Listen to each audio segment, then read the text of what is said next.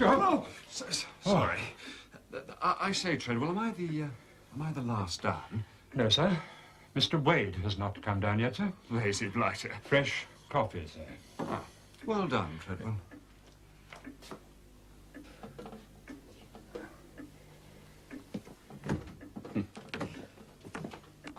I'm afraid I'm a bit late, Lady Coote. What? Sir Oswald says there's nothing for a young man getting on in the world but punctual abbots. Well, he should know, shouldn't he? I mean, Steel King of Europe, knighted in the New Year's honours list. He must have been very punctual in his habits. Oh, he still is. But for all that, we haven't got a home of our own, just rented accommodation. Oh, the home of the Marquis of Caterham is hardly rented accommodation, Lady Coote. Tchimneys is one of the most beautiful houses in Sussex, simply oozing with history. Yeah, I don't know so much about the history, but there's a lot of dump about. Oh, I know. I'm a very lucky woman. It's nice to have somewhere to invite young people to, my goddaughter and her friends. It gets lonely being a lady. My husband and I never had any children of our own, you see. Well, if you can manage without me, I'll just go and pick some roses for his desk. It's the only thing the gardener here will let me do. I'm glad you're here, Mr. Thesiger. Must make a nice change from the Foreign Office. Oh, well, actually, I'm not at the Foreign Office. The others are, Jerry, Ronnie and Bill, but not me. Oh, what do you do then? Nothing, actually. I'm a sort of man about town, I suppose. Oh, that'd be why you don't have to get up in the morning. Come on, we'll be first. Champagne, here we One can follows another to ring the bell. One... Oh, good morning, Pongo, old chap. Turn that incredible mind of yours to take. I wish you wouldn't use that ridiculous name down here. I'm not a guest. I'm Sir Oswald's private secretary, and in that capacity, my name is Rupert Bateman. Sorry. The fact that we had the misfortune to be at school together is not one that should subject me to ridicule. Apologies, old chap. Persuade your friend Mr. Wade to appear for breakfast before noon. It would considerably enhance the domestic harmony of the household. And another thing, would you kindly leave Sir Oswald's copy of the Times alone? I think I'll go and make myself agreeable to those blasted girls. Do you know where they are? Judging from the noise coming from the lake, I would say they were attempting, without much success, to punt. Jimmy! Jimmy! Where's Jerry? You don't mean to say he's not up yet? If he's not careful, he'll miss breakfast altogether one day. And it's lunch or tea instead when he rolls down. It's very, very naughty of him. Worries Godmamma terribly. We'll get him out of bed for you. We'll pull him out. Come on, Jimmy. Champagne. Champagne. Beat you there. No, I've got a much better idea. Oh. We'll do something tomorrow morning, you know? Get him at 7, crack of dawn. Well, that's when dawn cracks. I've often wondered. Just how do you suggest we achieve this miracle? Oh, cold water, judiciously applied. Well, you don't know, Jerry. If Niagara Falls would land flat on his face, he'd only turn over and go back to sleep again. But we must think of something subtler than cold water. Who's got any brains? Oh, Lord. Pongo. Hmm? Pongo! Pongo was always the one for brains. Been his misfortune from his youth. Look at him. Just like the White Rabbit. He hasn't got any whiskers. I say Pongo, old chap. Pongo! Pongo! I really am in the greatest possible hurry. I have to take some papers up to town for Sir Oswald. But it's Saturday. Oh, we can't all work at the Foreign Office. Oh, we'll only keep you a moment. Now, you have brains. We need them. What exactly is the problem? My friend, Jerry Wade. Any sign of him yet? No, my lady. Oh, it's very late. Yes, my lady. I suppose he will come down sometime, Treadwell. Oh, undoubtedly, my lady. It was 11:30 yesterday morning when Mr. Wade came down. Now it's 11:45. Yes, my lady. Well, it's very hard luck on you, Treadwell. I am accustomed to the ways of young gentlemen, my lady. But it's not right, Treadwell, having to clear away and then get lunch on the table by 1 o'clock. I don't know how they do it, these young people. Hardly give themselves time to work up an appetite. I don't know what the answer is, I'm sure. An alarm clock. Now, if you'll excuse me. What, an alarm clock? It would take about a dozen to disturb Jerry Wade. Well, why not? We'll all go into Market Basin and buy one alarm clock each. Who said we hadn't got any brains?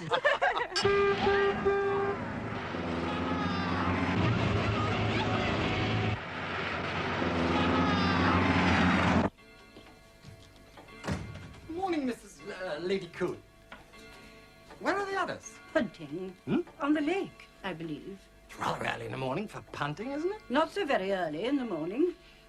I'm afraid I was a bit late in coming down. It is extraordinary that wherever I happen to be staying, I'm always the last one down. Very extraordinary. I don't know why it is. I can't think I'm sure. Why don't you just get up?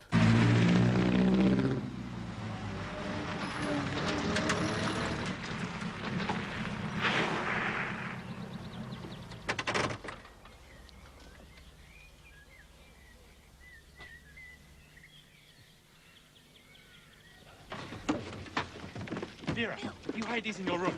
I've got an extra one for Lady Coot. She suffered most. I got one of Pongo. After all, it was his idea. How many is that altogether? 8.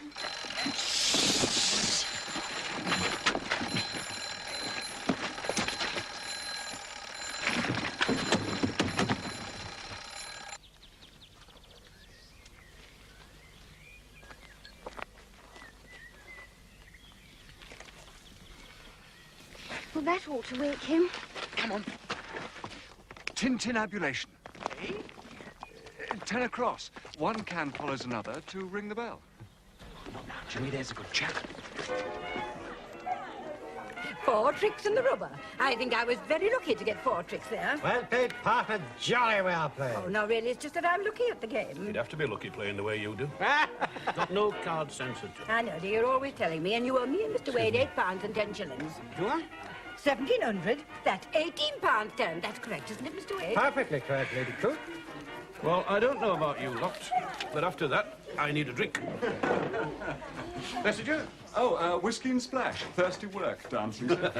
Wait. That goes for me too. Have you ever played solo whist, Mr. Wade? Now, that's a real game. And Godmamma's ruthless when she plays it, Mr. Wade. She once went misère with 3 aces in her hand. It's very subtle. Don't be cheeky, Vera. Good news from Swansea, sir. The tests are conclusive. It works. I always thought it would. Bennett will bring the formula back to you personally on Monday. Say he goes to bed about 12. How long do you think we ought to give him? About an hour? Should be all right.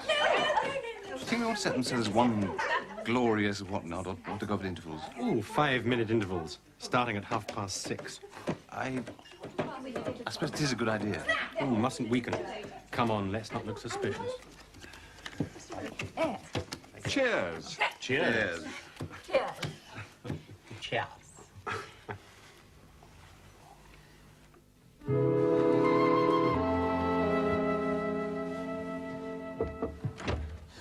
I thought he'd never put his light out, but I put my head round the door and he's sound off. How about it? Where's Bill? Getting the girls. Clocks. You're a master. You're all set. All those little knobs, it took me hours. Well done. Who's going to do the deed? Pongo, of course, walks like a cat. Haven't you noticed? Get in with you, Bill. Bill! Now then, Pongo's best, because if Jerry should happen to wake up, Pongo will think of some rotten, silly thing to allay his suspicions. Something subtle. Exactly. Guys, I have to be up at 5:30. Sir Oswald believes that 2 hours' work daily before breakfast, including Sundays, is worth 2% on the annual turnover. What a depressing thought. Now then, the sooner you get it over with, the sooner you get back to bed. Ronnie, open the door. 1, 2. Back on my shoes. In you go.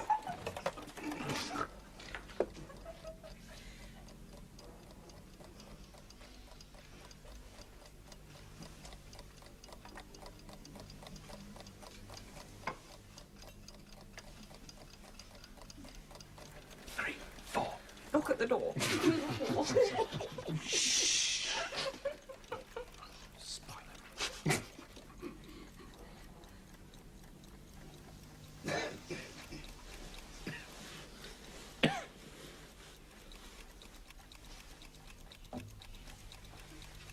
Hurry up. 5, 6. Pick upstairs.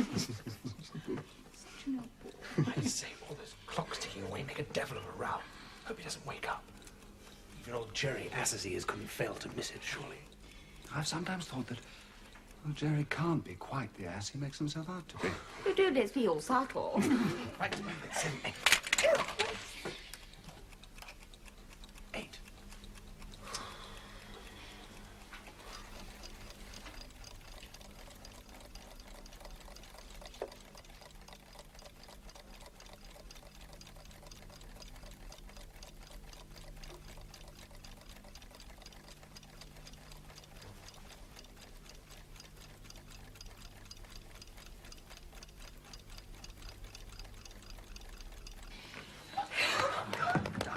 Can I go back to bed?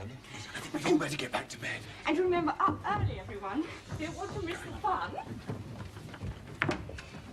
Ew. Sorry.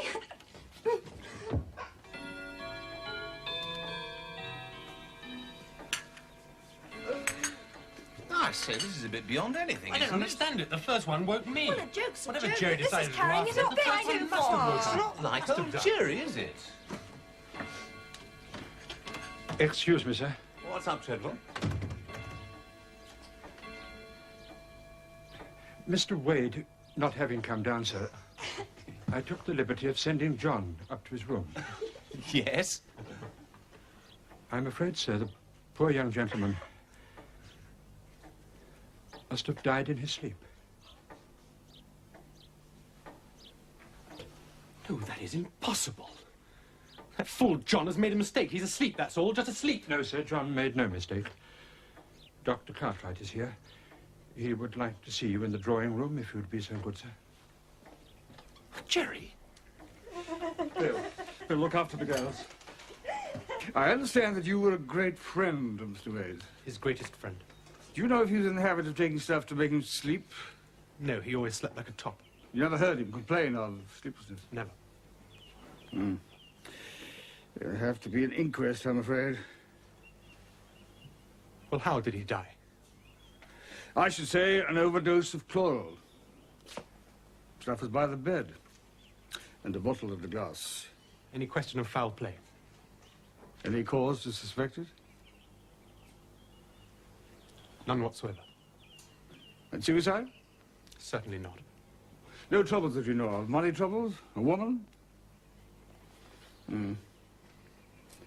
Now, about relations. Well, he only has a sister. A half-sister, rather. She lives at Dean Manor, about 25 miles from here. I suppose you're about the best pal I have, Count. Look, there's something I want to tell you. Something I think you should know. Oh? About Jerry? Yes. The thing is, I don't know whether I ought to. Well, perhaps you'd better not. Well, I'm bound by a kind of promise, you see. Why don't you just get it off your chest? No, it's no good, Jimmy, I can't. Just as you like.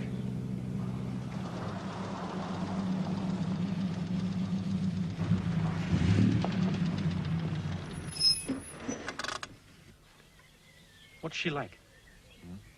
This girl, Jerry's sister.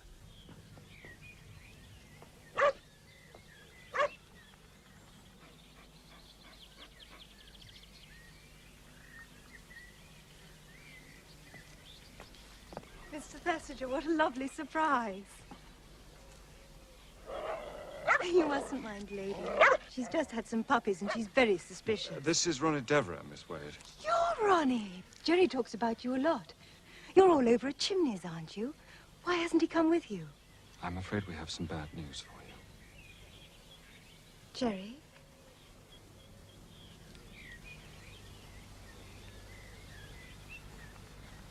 He's dead.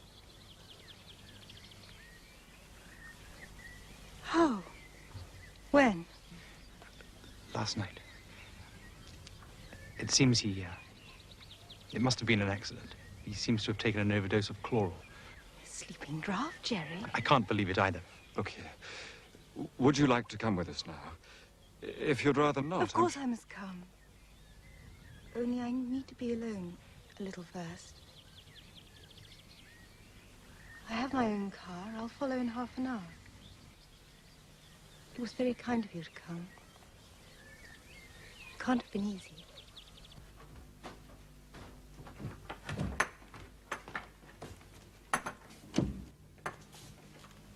I've been in to see him. Are you going in? Oh, I don't think so. I think all his friends should. Why? It's a sign of respect. Very well.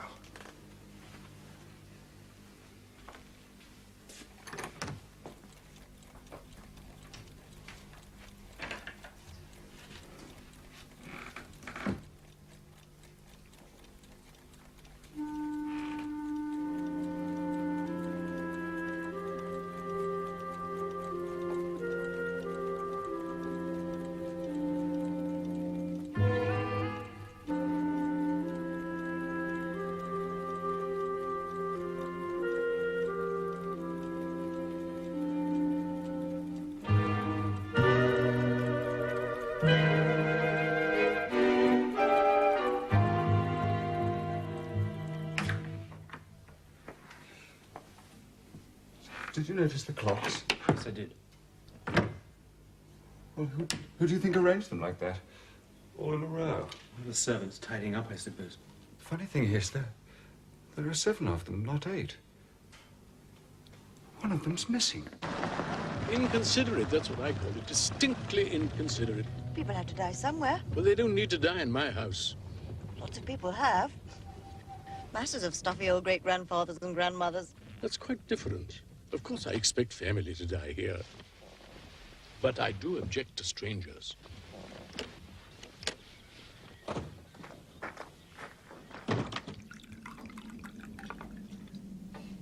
You know, I appreciate getting back to Treadwell more than I can say. That man studies my comfort in the most marvelous manner. I met Jerry Wade once. He was a friend of Bill's. You'd have liked him, Father. No, I shouldn't. Don't like anyone who dies in my house on purpose to annoy me. What happened to the inquest, you know? Death by misadventure. Oh, they had to show some consideration for the sister's feelings, I suppose. Was there a sister? Yeah, half-sister, I believe. She was much younger. Old Wade ran away with her mother. He was always doing that sort of thing. No woman ever appealed to him unless she belonged to some other man. Well, I'm glad that's one bad habit you haven't got. Oh, by the way, not nervous, are you? That fella died in your bed, you know. My bed? Yours. Why did he have to die in my bed? Just what I said. Damned inconsiderate. Everyone damned inconsiderate nowadays. Well, not that I mind. Why should I? I should mind very much. I should dream of things, you know. Yeah. Spectral hands and clanking chains. Well, Great Aunt Louisa died in your bed. And when you don't see her spook hovering over you. I do sometimes. Especially after lobster. Well, thank heavens I'm not superstitious.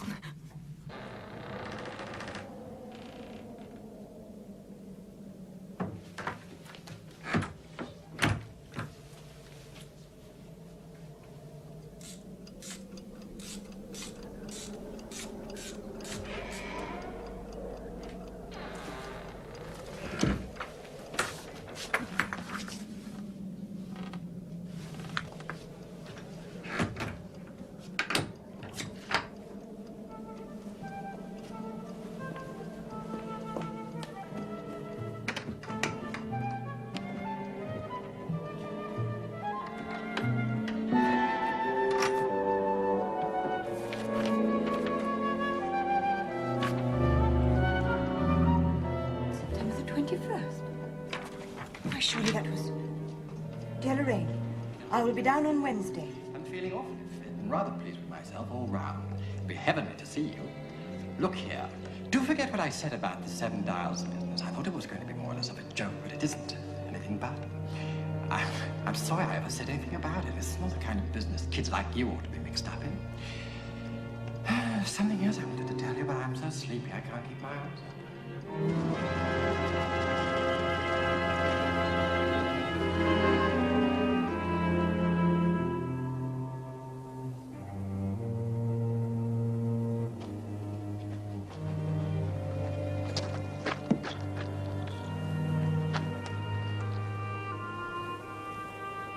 All I'm saying is please be careful.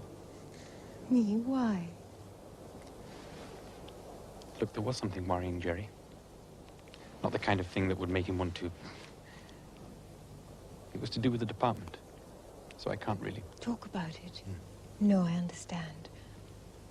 Sometimes Jerry'd come back here from the Foreign Office, quiet, tired. Not at all the kind of person he went around pretending to be. He couldn't talk either.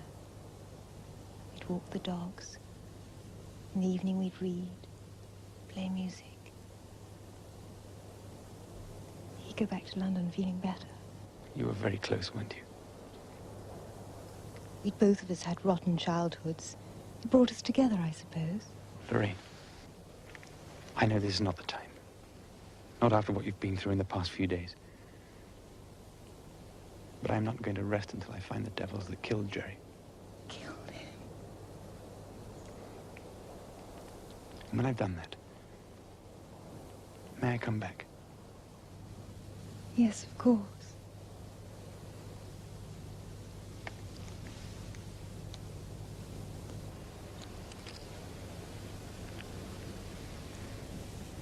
Good night, Ronnie.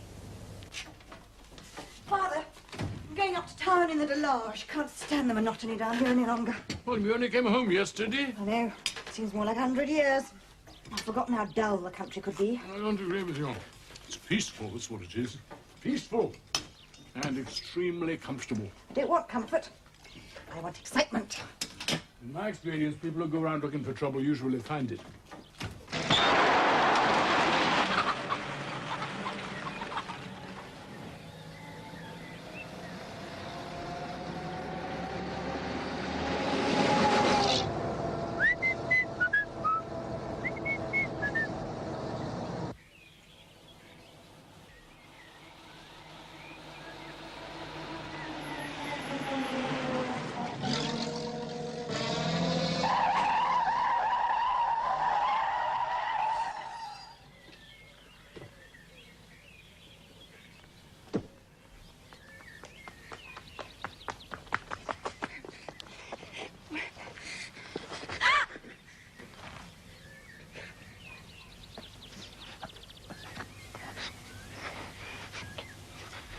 Dials.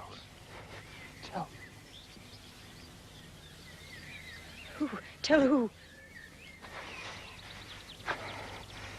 Tell. Jimmy, that's it, yeah.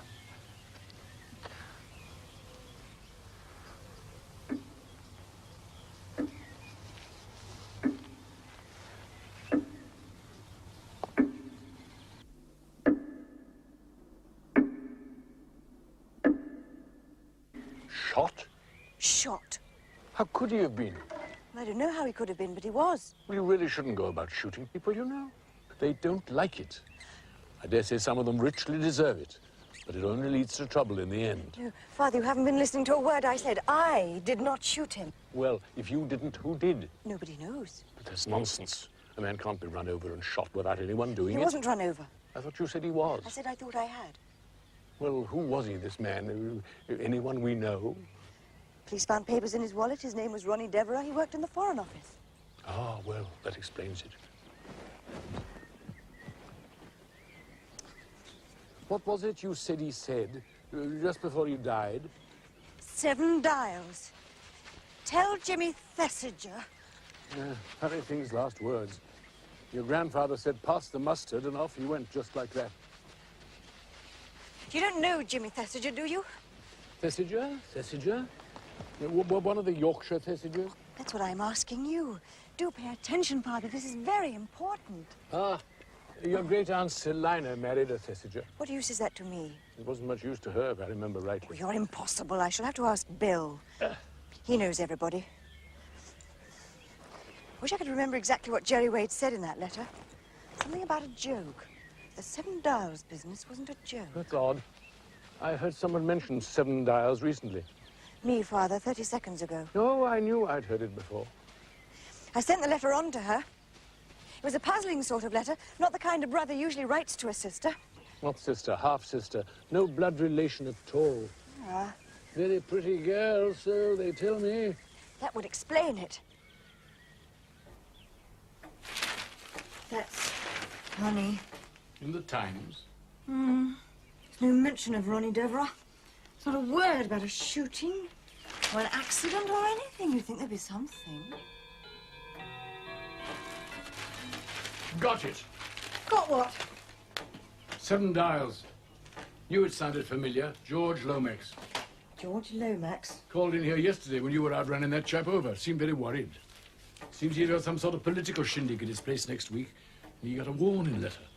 What sort of warning letter? Oh, beware, trouble ahead, that sort of nonsense. Written from 7 dials.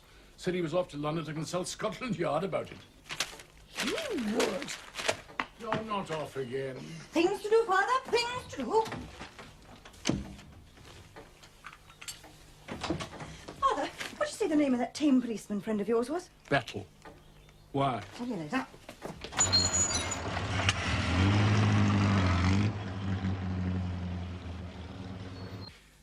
A young lady, sir, has called to see you. Oh, don't be a fool, Stevens. It's the middle of the night. No, sir. It is 11:30 o'clock in the morning, and a young lady has called to see you.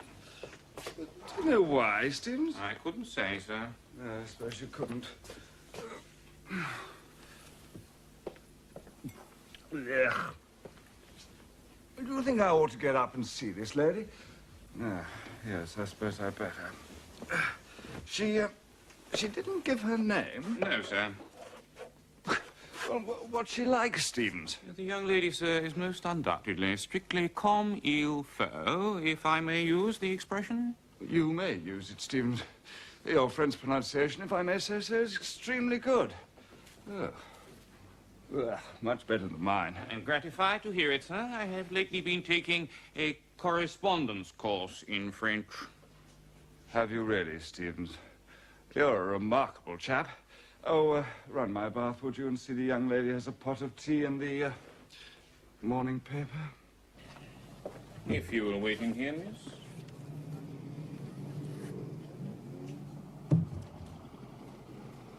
Another one? She declines to give her name, sir, but says her business is important. This is odd, Stevens. I mean, 2 girls turning up? Damned odd. What was I up to last night? I mean, what time did I come home? Just upon 5 o'clock, sir, nothing more. Well, I suppose I better go and face the fair unknowns. If I might suggest, sir, not in our stockinged feet. Oh, really, Stevens? I say, I've only just thought. Are you by any chance Lorraine Wade? How clever of you to know.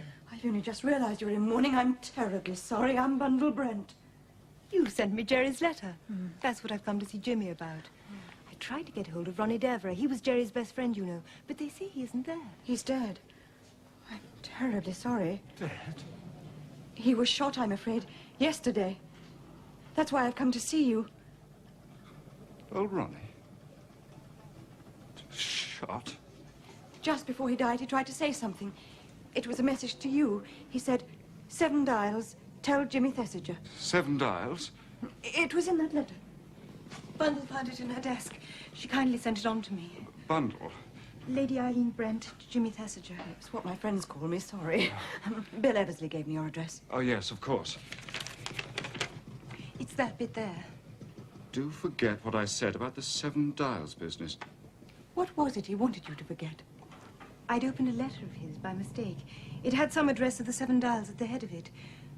I realized it wasn't for me, so I put it back in the envelope without reading it. Jerry didn't seem to mind much. He laughed. He asked me if I'd ever heard of the mafia, and then said, wouldn't it be queer if a society like that started here in England? I'm beginning to see. The 7 dials must be the headquarters of some sort of secret society. Jerry knew that if that society suspected you had any knowledge of its activity, you'd be in danger. That's why he was so anxious you should forget what he told you. And he was quite right. Now, look here. You've done your bit. You've delivered Ronnie's message. It's different for me. I was Ronnie's pal. Oh, for God's sake, you keep out of it. You and Bundle. Do you think for 1 minute I'd keep out of it? Someone killed my brother. Killed? Do you think it was murder? Ronnie did. He was sure of it. When did he tell you this? The night before last, he took me out to dinner. And yesterday, somebody shot him. Now, will you please understand? Why should anyone want to kill Jerry Wade? Well, I could make a shrewd guess. Jerry spoke excellent German, didn't he? Perfect. I think in reality, Jerry was pretty high up in the Secret Service. After all, he was at the Foreign Office. And I remember saying at Chimneys he couldn't be quite the ass he made himself out to be. He wasn't. And if you're right... And the thing's bigger than we thought. This Seven Dials business isn't merely criminal. It's international. Codders. What? I knew there was something I'd forgotten. Codders. George Lomax, His Majesty's Under-Secretary of State for Foreign Affairs. Ronnie's boss. And Bill Eversley's. Well, Codders is having some sort of political shindig next week, and he's had a warning letter from Seven Dials too. Now, what do you think that points to? Something's going to happen, Well, that's what I think so. Someone's got to go. Agreed. Do you think I could work it through Bill? He's bound to be there as Codder's right-hand man. Rich young man interested in politics, anxious to stand for Parliament, you mean that sort of thing? Might work. Too bad you can't be there. Don't be too sure. What about me?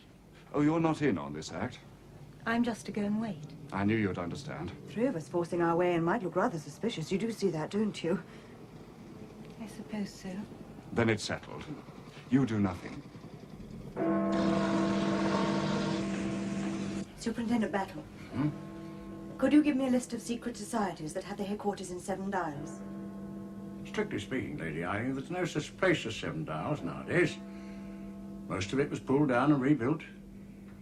The same, I should very much like to know what put that neighborhood into your head. A man was shot yesterday. I thought I'd run over him. Sir Ronald Devereux. Ah, you know about it. Why was there nothing about it in the papers? It'll be in the papers tomorrow. Playing for time, are you? It'll be in the papers tomorrow. When he was dying, he mentioned the Seven Dials. Thank you. I'll make a note of that. Leave it all to you. We are the professionals. And I'm only an amateur. Well, I mayn't have your professional skill and knowledge, but I have one advantage over you. I can work in the dark. Of course, if you won't give me a list of your secret societies... Come now, Lady Eileen. I never said that. You should have a list of the whole lot.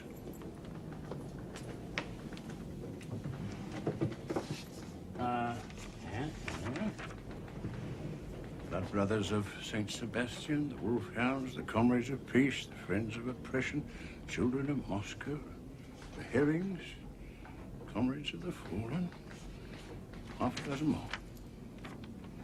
You're giving me this because you know it's not of the slightest use to me. You want me to leave the whole thing alone. I should prefer it. I said just now that an amateur could do things a professional couldn't. You didn't contradict me.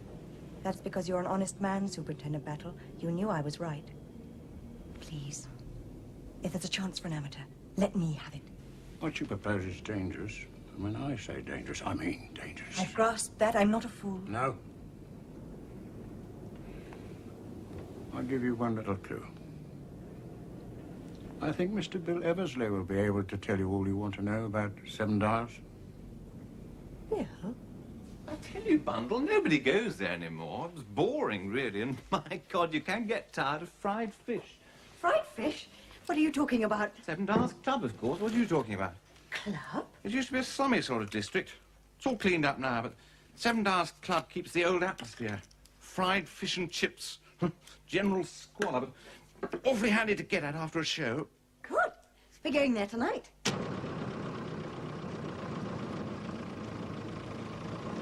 What I want to know is why you're so unwilling. Willing? Painfully so. What's the guilty secret? No guilty secret. It's just such an awfully mixed bunch. Artists, you know, all sorts of odd women. I tell you, Bundle, it's played out. Odd women? Nobody comes here now. Is that it? Told you so.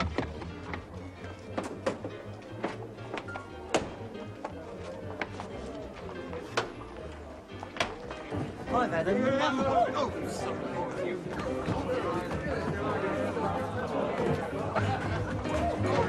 See what I mean? Have haddock and chips. I'd much rather go to the Ritz. Come on. I'd much rather go upstairs. You said there was a baccarat room. It might be raided. Father will bail me out. Bundle. Ah, good evening.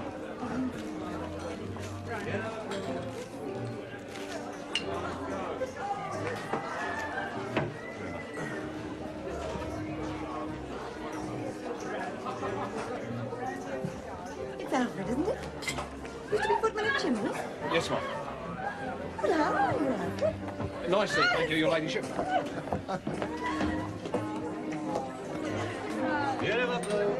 When did you leave, Alfred? About a month ago, my lady. Chance of bettering myself. It seemed a pity not to take it. Quite right, Alfred. Quite right. Oh, come on. Thank you.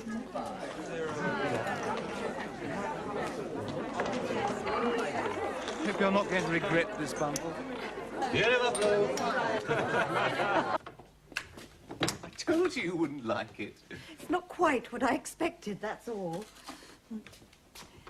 Has Jimmy Thesiger been in touch with you about going down to Wyvern Abbey next weekend? He has.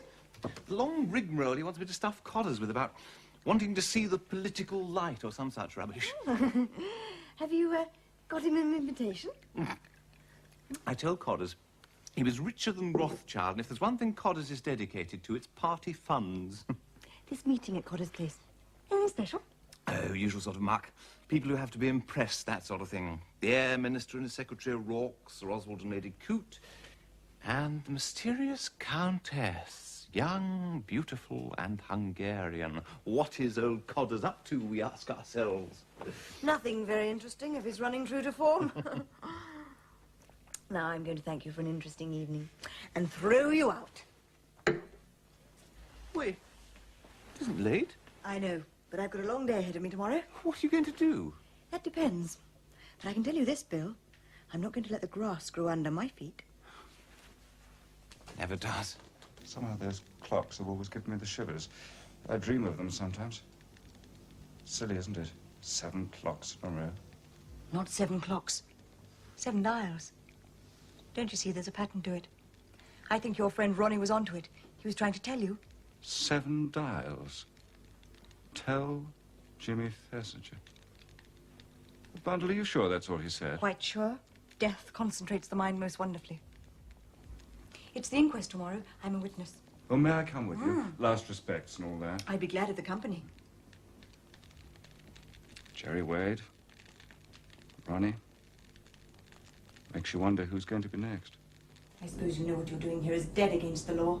We've only been raided twice, my lady. I'm not talking about gambling. There's more than that. Probably a great deal more than you know. Now, I'm going to ask you a discreet question, Alfred, and I should like the truth, please. How much were you paid for leaving Chimneys? It was like this, my lady. The Russian gentleman, Mr. Mozgorovsky, who owns this club, he come down to Chimneys on one of our open days, and it seems he liked the way I showed people around the house. He offered me £100 to leave that instant moment and come here and look after this club. And 3 times the wages I earned as a footman, my lady. Well, I do see, Alfred, difficult to refuse. But did he say who was to take your place at Chimneys? Mr. Mozgorovsky knew of a young chap, been in good service and ready to come any minute. So I mentioned his name to Mr. Treadwell and everything was settled pleasantly. You don't want to be sent to penal servitude, do you, Alfred? Oh, Lord, my lady, you don't really. I want to help you, Alfred, and if things go wrong, well, I'll put it in a Anything word I for can you. do, my lady. I should be only too pleased. Right. I mean, I would anyway. I want to go over this place from top to bottom. Hey.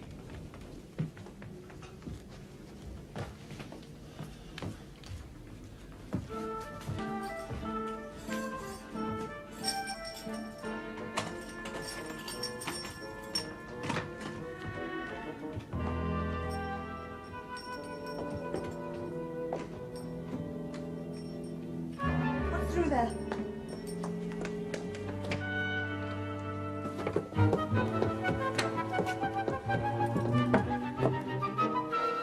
What's in here? That's used as a getaway, your ladyship. There's a room through there with a door onto some stairs what comes out in the next street. It's the way the gentry goes when there's a raid. Don't the police know about it? It's a cunning door, you see, my lady. Just looks like a cupboard, that's all. Take me in there. I can't. Mr. Mozgorovsky. Mr. Mozgorovsky, he has the key. There are other keys, Alfred. Shouldn't have to tell a footman that.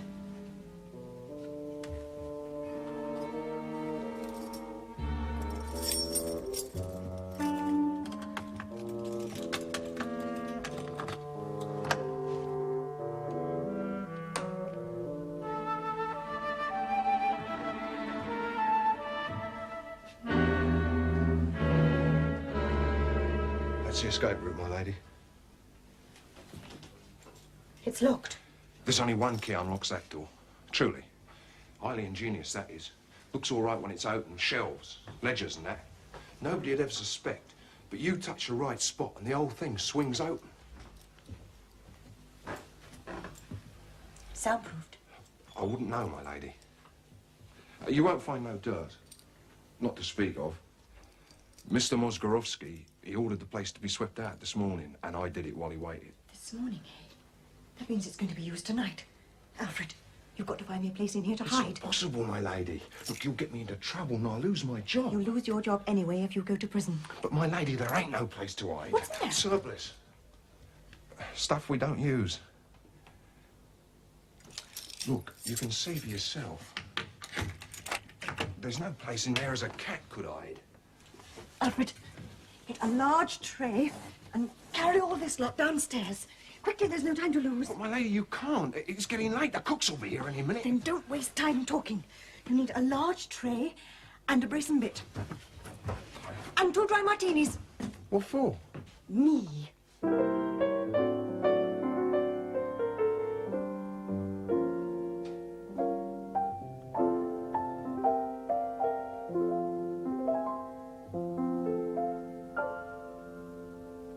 Shouldn't you be doing your homework? No. A chap can only concentrate for so long.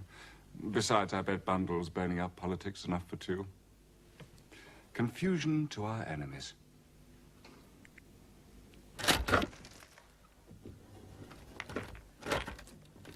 It's a bit of a tight fit.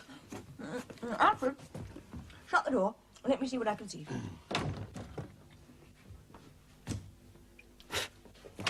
I suppose that'll have to do. Now you take that and give me that. Now shut the door. But, my lady, they'll find you if they open the door. They won't open the door because you're going to lock it and take away the key. And if by chance Mr. Mozgorovsky should ask for the key... Tell him it's lost. But, my lady, you'll be taken bad. You'll faint. I never faint. Now lock me in.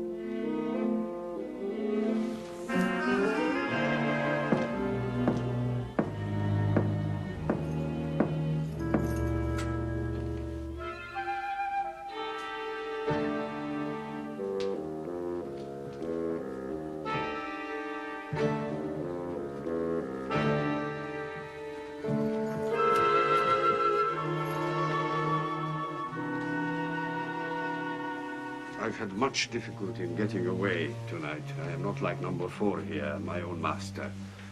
1 o'clock's being a great success. I congratulate you on taking the risk. Unless one takes risks. Where is the mysterious number 7, then? Aren't we going to meet him tonight, either?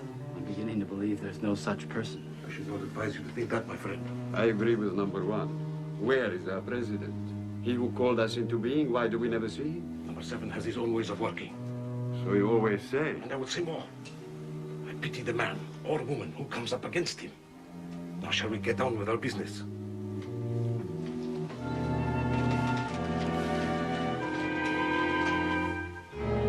The 7 dials. First, to our absent comrade number 2.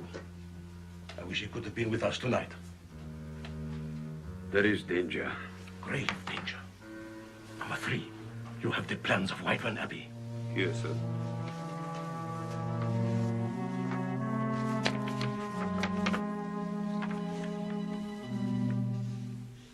The list of guests.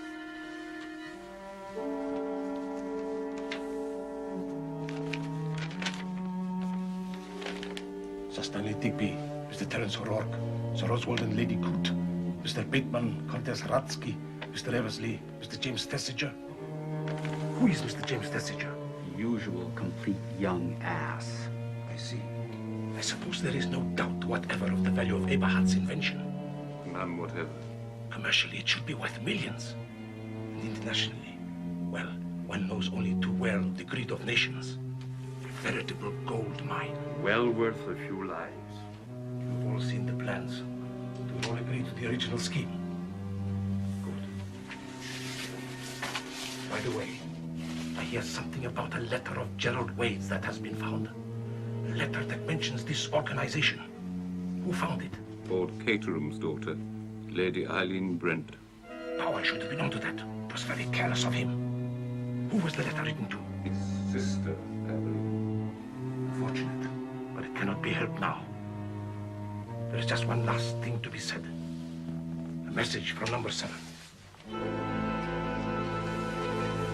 Wyvern Abbey may be our last chance. If we do not achieve our object there, the opportunity may not repeat itself. So, comrades, I must ask you to pledge yourselves, your skills, and if necessary, your lives to that which number 7 has asked of us.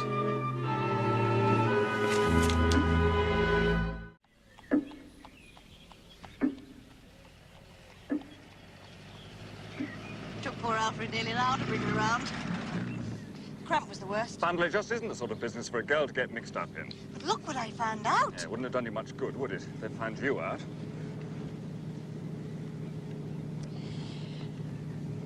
The absent number 2 is obviously Bauer, our footman. He'll probably be unfrocked or unclocked or whatever it is you call it for not spotting that letter. Very careless of him.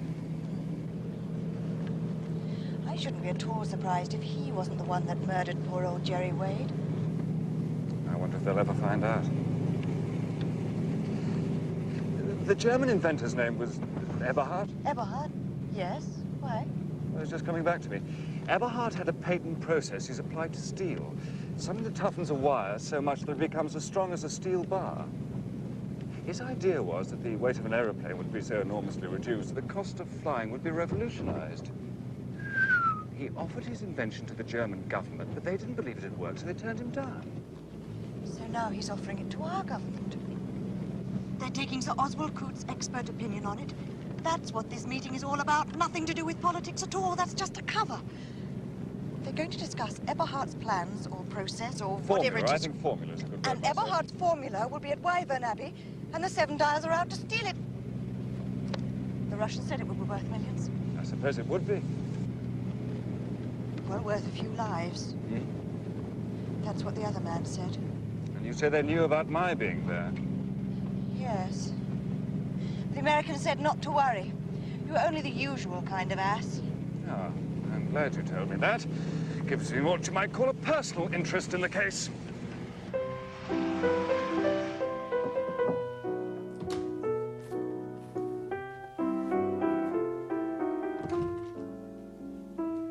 I say, Stevens, would you go out and buy me a pistol? Pistol, sir? What kind of pistol would you be requiring, sir?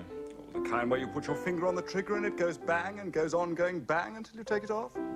An automatic, sir. If you say so, Stevens, an automatic. Oh, and I should like it to be a blue-nosed one. In American fiction, the hero always takes his blue-nosed automatic from his hip pocket. If you say so, sir.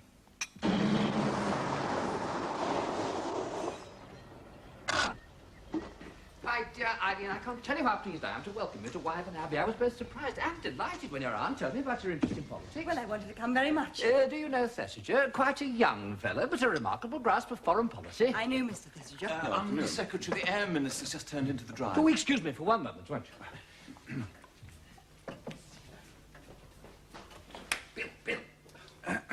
Look here, you mustn't be angry, but I've just told Bill about our little stunt.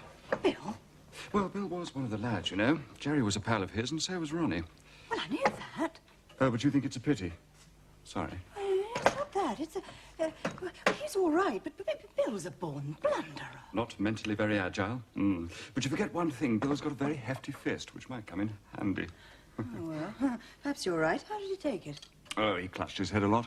I mean, the facts took some driving home, but by repeating the thing in words of one syllable, I eventually got through. And now he's with us to the death, as you might say. Lady Eileen, may I present the Air Minister, Sir Stanley Digby, Sir Stanley, Lady Eileen Brent. Delighted to meet you, Lady Eileen. That is Mr. Terence O'Rourke, Sir Stanley's personal assistant. How do you do, Mr. O'Rourke? And Mr. James Thesiger. How do you do?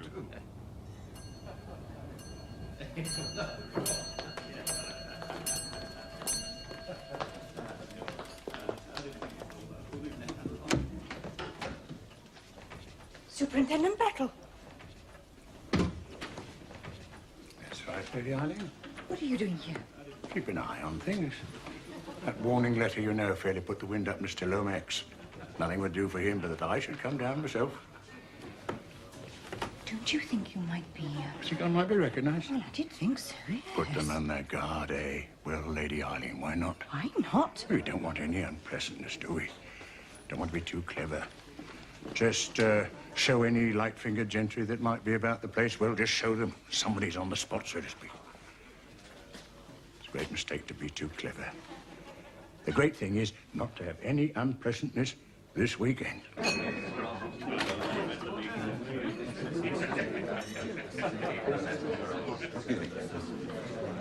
Hello, Bundle. I've seen you before, but I've been kept with my nose to the grindstone the whole blessed afternoon. Cares have stayed heavy tonight? Oh, I don't know what your fellow's like. Looks a good-natured little chap, but God, this is absolutely impossible. Drive, drive, drive from morning to night. Everything you do is wrong, and everything you haven't done, you ought to have done. Quite like a quotation from the prayer book. Nobody knows what I have to put up with. Oh, entertaining the Countess, eh? Oh, poor Bill, that must have been a sad strain to a misogynist like yourself. Eh? What's this? After tea, the Countess asked Bill to show her around the interesting old place. Ah, yes, the Countess. Where is she? If I'm any judge of a woman, she's waiting for the very last moment before she makes her entrance.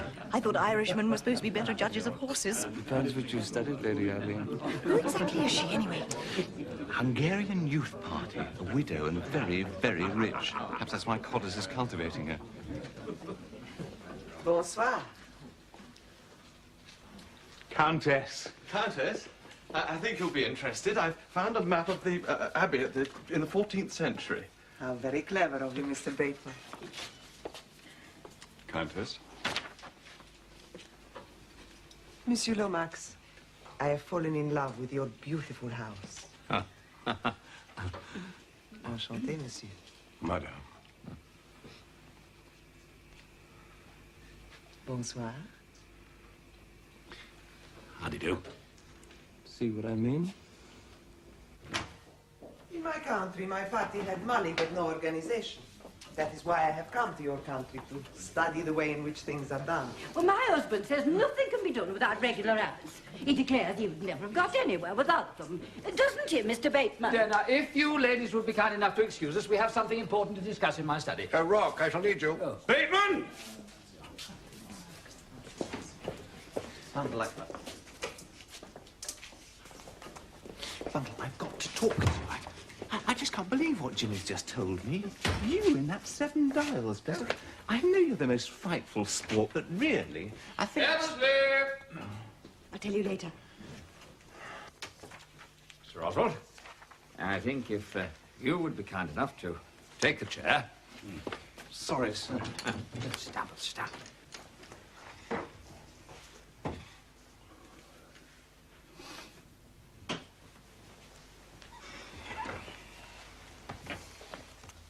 Sir?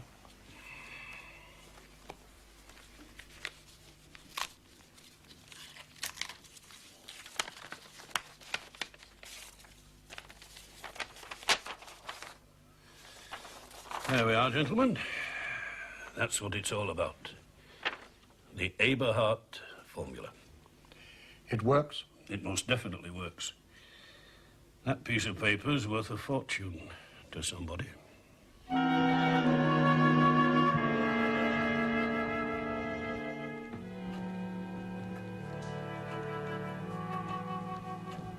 So who has the formula now? O'Rourke, for safekeeping. He and the minister are taking it back up to London in the morning. Ah, then one thing's quite clear. Any funny business is going to be will be tonight. We've got to be on the alert. We'll divide the night into 2 watches. Right you are. Who'll take first duty? Shall we spin for it? Might as well. All right, here goes. Head you first, I second. Tails, vice versa. Eh? Tails. Oh, damn. You get the first watch and probably all the fun that's going. Oh, you never know. Criminals are very uncertain. Where are their rooms, do we know? West wing. Almost self-contained. Right. What time shall I wake you? 3:30? That's about fair, I think. What about me? Nothing doing. You go to bed and sleep. Thank you very much. Good night. Good old bundle. Thought we might have trouble with her. You know how keen she is to be in everything. I thought you took it wonderfully. Yeah, so did I. It staggered me.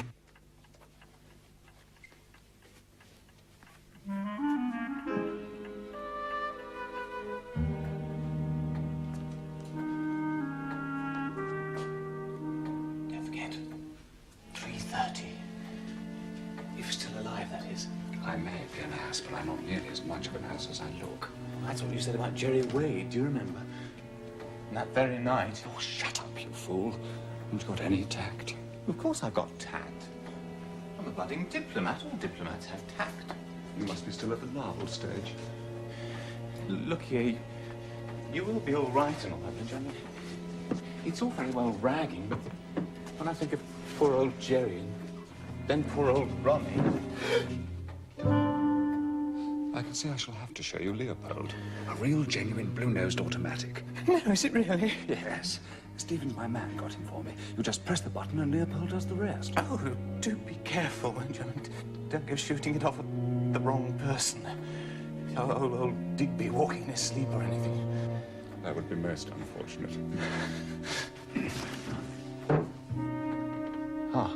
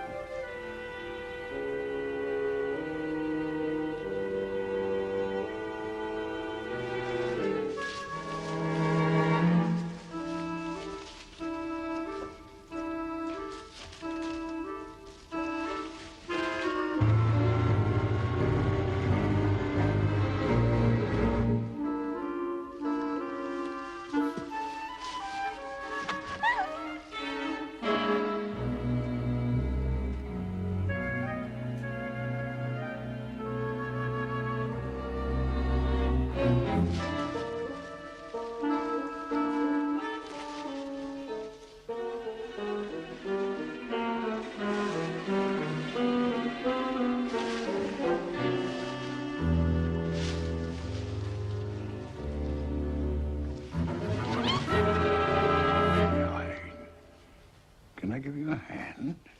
Superintendent Battle, what are you doing here? I could ask you the same thing.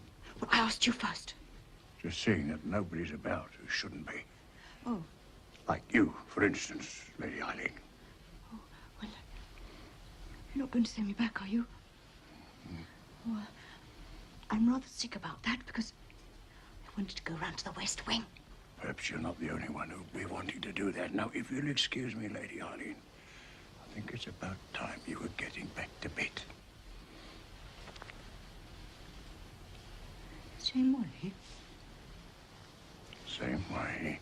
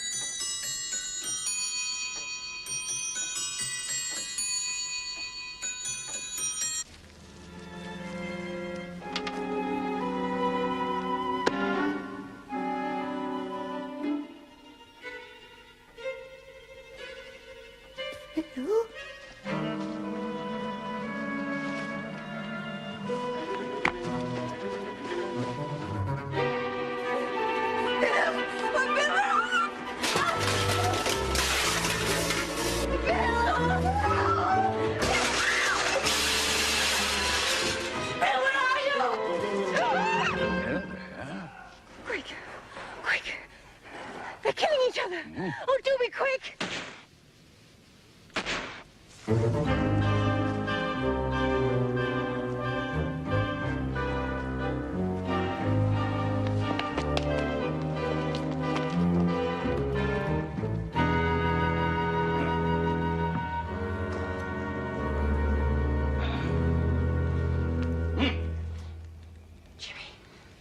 Jimmy! He's dead.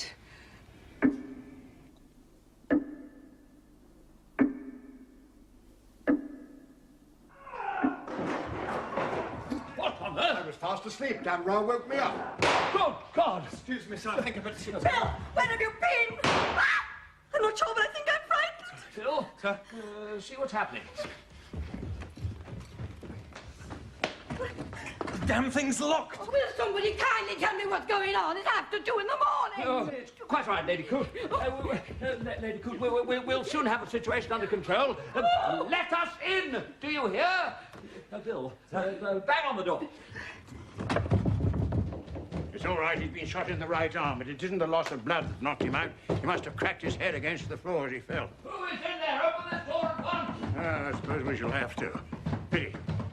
Uh-huh. Oh, heaven.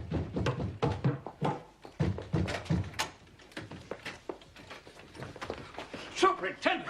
What's going on? What is all this? God, old Jimmy. Oh, poor boy. He Lady ran. Coote, do you think you could help me down? Battle, what has happened? It's all right. Did you get him? Who? The man who climbed down the ivy. I was standing by the door there, grabbed him, and we had a set to. Oh, it is probably some nasty murderous cat burglar. I'm afraid we made rather a mess of things. Where's Leopold, the pride of the blue-nosed automatics? This? Oh, that's him. How many shots have been fired? One shot. I'm disappointed in Leopold. I couldn't have pressed the button properly, otherwise it'd have gone on Who firing. shot first? Well, I did, I'm afraid. You see, he twisted himself out of my grasp and was heading for the window. So I closed my finger down on Leopold and let him have it. That's when he turned and fired at me. After that, I suppose I must have taken the count. My God, Lomax, you don't think they've got away with it? I'm afraid they have, sir. When the disturbances began down here, I ran straight to O'Rourke's room. It was locked. Yours wasn't, sir. There's a communicating door. He's heavily drugged, and the formula's gone. Battle, I left all the arrangements to you. If those papers have fallen into the wrong hands... In point of fact, sir, they fell straight into this young lady's hands, if you'll excuse me. Sir Stanley, I think you will find everything you want there.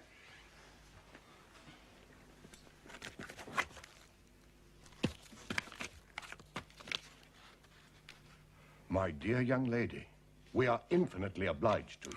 Yes, indeed. I'm afraid I don't know who you are. Oh, this is Miss Wade, Mr. Lomax, Gerald Wade's sister. Superintendent, wouldn't it be wise to send for a doctor? That's very thoughtful of you, Ponga. Mr. O'Rourke is unconscious. Phone to Dr. Hodson.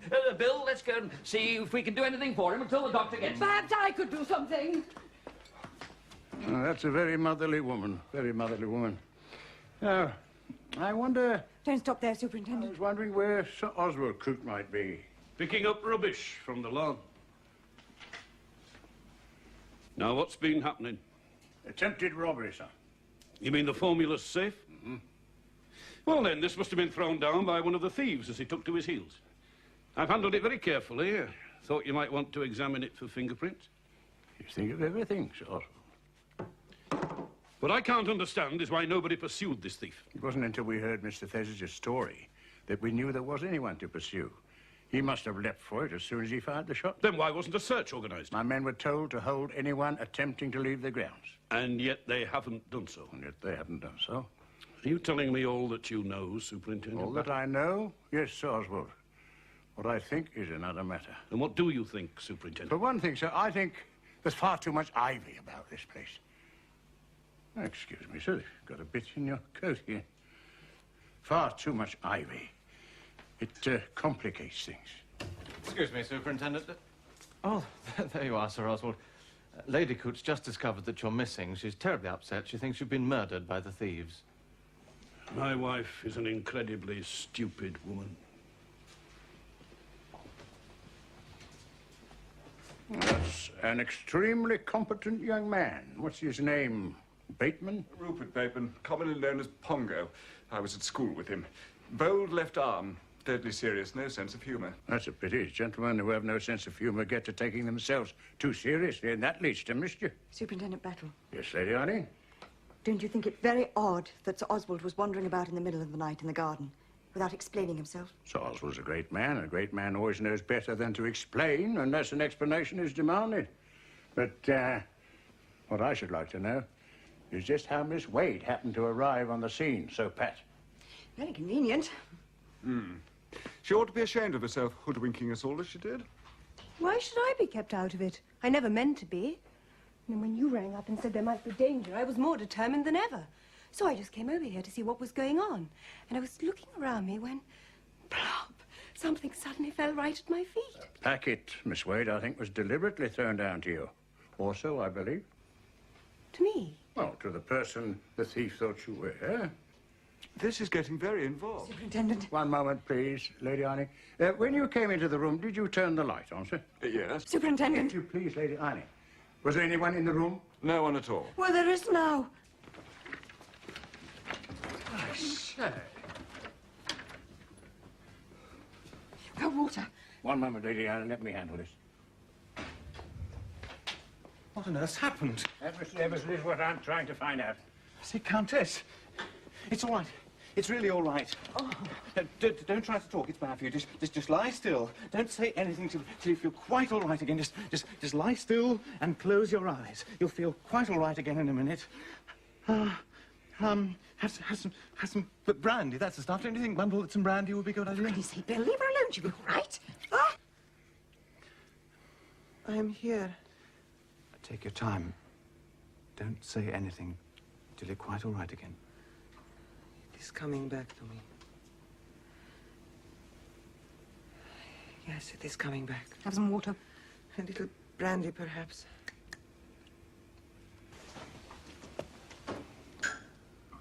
Oh. Tell me, please, what has happened? I'm hoping you might be able to tell us.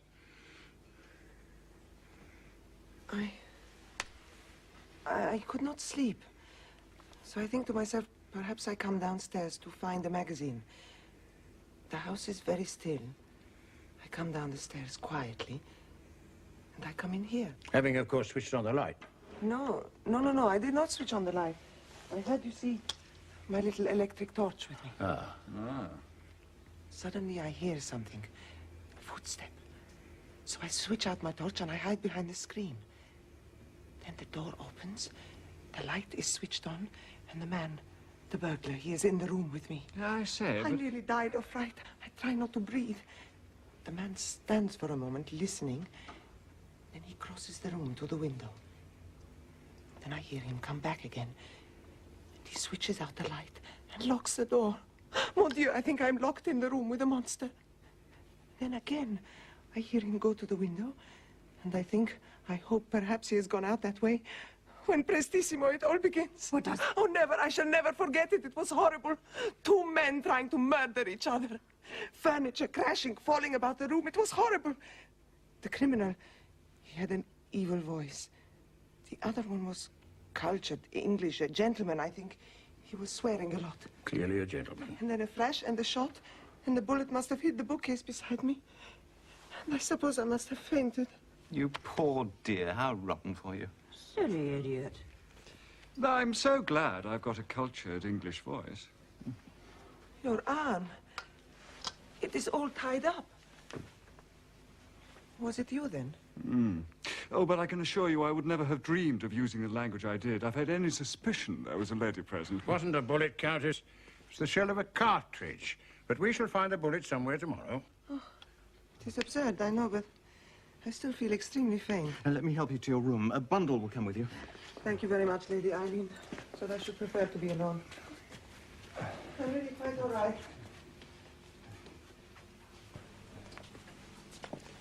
Perhaps you would be so kind as to help me up the stairs.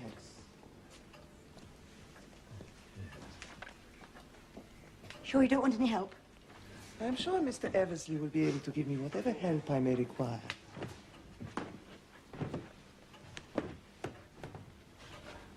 Oh.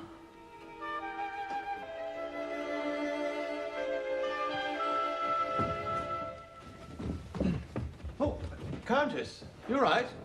I'm looking after her. Dr. Hodson says there's nothing seriously wrong with her rook, Superintendent. Says he'll see you now. Come and hold my hand, nurse. Witness a strong man's agony. You know the stunt. Lady Eileen, whatever is the matter? You look as if you'd seen a ghost. Not a ghost, Superintendent. A mole. A what? A mole. A mole isn't much to go upon, Lady Eileen. And two women might easily have an identical mole. And the Countess is very well known in her own country. Then this isn't the real Countess. Look at tonight. Look at the way we found her. I don't believe she fainted at all. I tell you, Superintendent, it's the same woman that I saw at the meeting at the Seven Dials Club. Well, all right, she was wearing a wig then, or she's wearing one now. It's the same woman, I'm sure of it. Lady Eileen, I'm going to trust you. The Countess's conduct is suspicious, very suspicious. I know that as well as you two, but we've got to be sure. And if you were sure? You've heard the expression, a sprat to catch a mackerel. Meaning? Don't bother about what I mean, Lady Eileen, but remember this. I know all about the Countess, and I want her left alone. Hmm?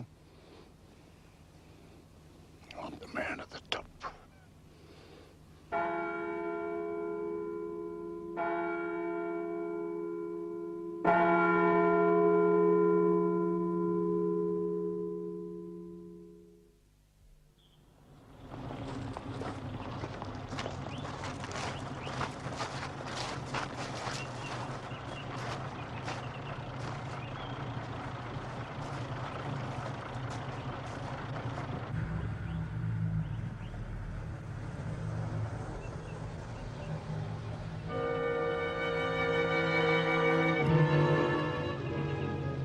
Here we have the two bullets. The larger, fired from Mr. Thesiger's Colt automatic, embedded itself in the sofa here. Now, this little fellow, fired from the Mauser 7.65, after passing through Mr. Thesiger's arm, grazed the door there, and I found it embedded in the trunk of a cedar tree. Now, as for the pistol itself... Any fingerprints? The man who handled it wore gloves, sir. Pity. The man who knew his business would wear gloves, sir. Am I right in thinking, Sir Oswald, that you found this pistol just about 10 yards from the top of the steps leading up to the terrace? Almost exactly, I'd say. Would have been wiser, sir, if you'd left it exactly where it was. I'm sorry. What is your theory of the pistol being there? I presumed it had been dropped by the thief as he ran. Not dropped, Sir Oswald. There's only one set of footprints crossing the lawn there. Your own. Well, can you be sure of that, Battle? Quite sure, sir. This pistol was thrown with some force. Made a dent in the ground. Everything points to this pistol having been thrown from the terrace. Does it really matter, Superintendent? We like to get things right, you know. Now, I wonder if one of you gentlemen would be so kind as to take this pistol and throw it. Sir Oswald? That's very kind. Would you care to come out here, sir? Now, if you'd be good enough, sir, to throw the gun as far as you can out onto the lawn there.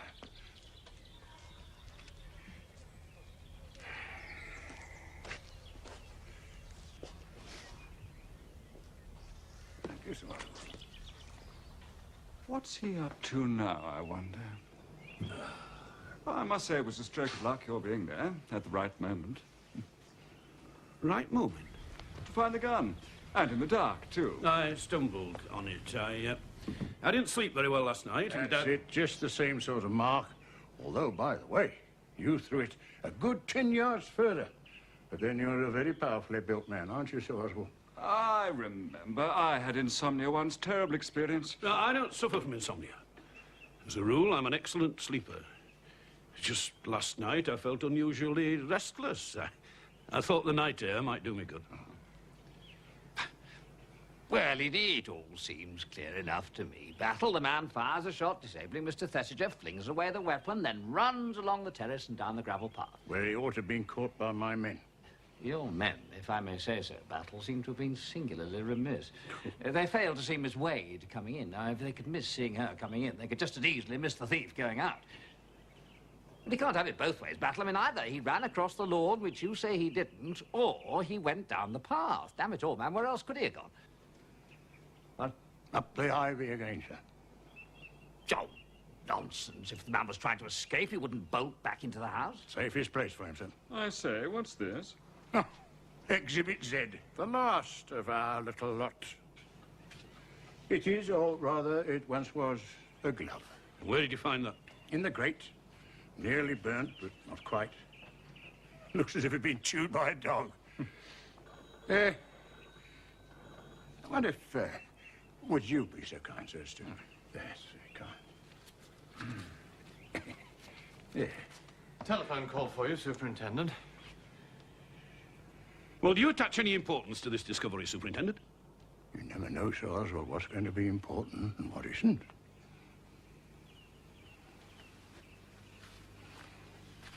Well, if you'll excuse me, gentlemen.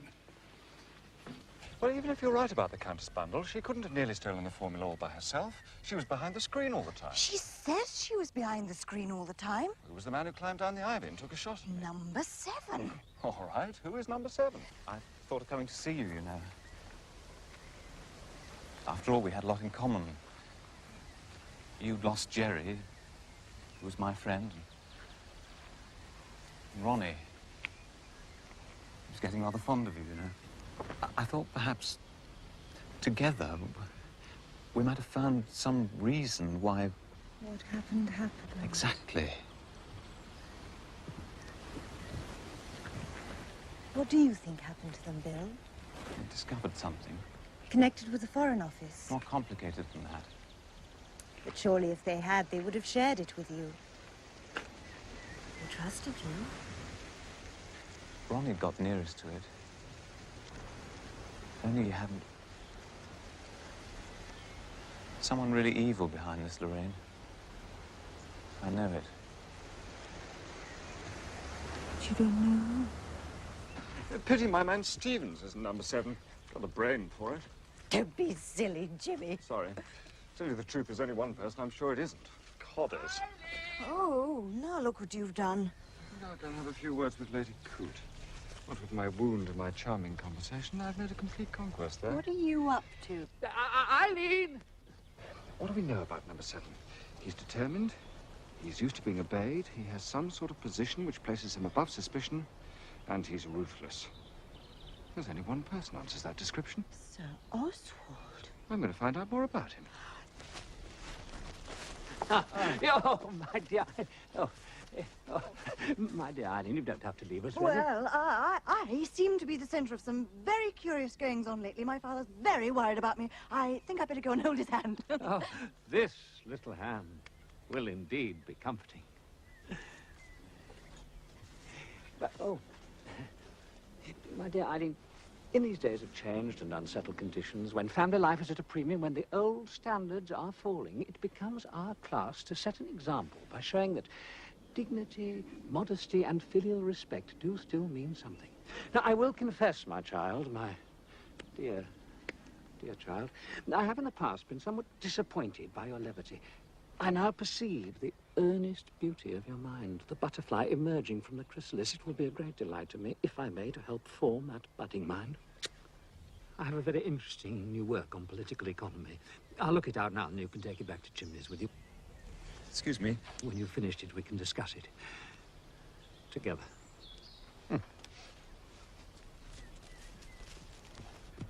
Look here. What the hell was Codders holding your hand for? It wasn't my hand. It was my budding mind. Don't be an ass bundle. We're going to discuss political economy together. You sure that's all? That's very definitely all.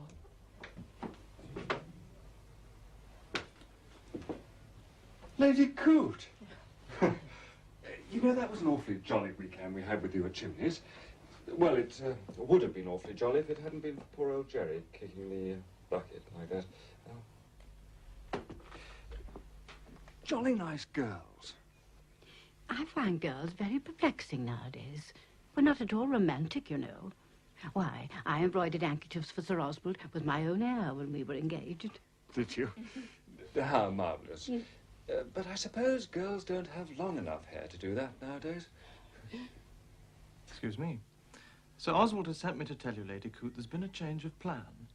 Mr. Lomax has very kindly offered to let us stay on at the Abbey until the palace is ready. He's going to his club. Oh, thank you, Mr. Bateman. It'll be nice to settle for a few weeks at least. And the Abbey is a topping place. Don't you think so, Pongo? Topping? Abbeys, palaces. Sometimes I wonder where it's all going to end. You should have seen the little house we had in Yorkshire, Mr. Thesiger, when Sir Oswald was playing Mr. Coote. Oh, such a nice lounge, old and a pretty little drawing room with an inglenook. But now, nothing will suit him but the very best. He's got on and he's got on till he can't stop getting on. He's one of the richest men in England now. But does that satisfy him? No. Still wants more. He wants to be, well, I don't know what he wants to be. I can tell you, it frightens me a little sometimes. Well, now we're here, we better make the most of it. I thought you were getting on rather well with that goddaughter of mine. Oh, Vera. Oh, she's a panic. Are you doing anything this weekend? Nothing I can't cancel. Oh, well, then I'll invite her down. And you can come too. A skeleton key, sir? All I want to know, Stevens, is where one buys them. I regret to say, sir, that for once your inquiry is beyond my cognizance. Very good, Stevens. If one might venture a comment, sir? Venture away. When I came into your service, sir, it was as a gentleman's gentleman, not as a gentleman burglar's gentleman. There has been no confusion of intent, has there, sir? None at all. Damn it, Stevens, if I were a gentleman burglar, I wouldn't be asking you where I might buy a skeleton key, would I? I'd have one. I take your point, sir.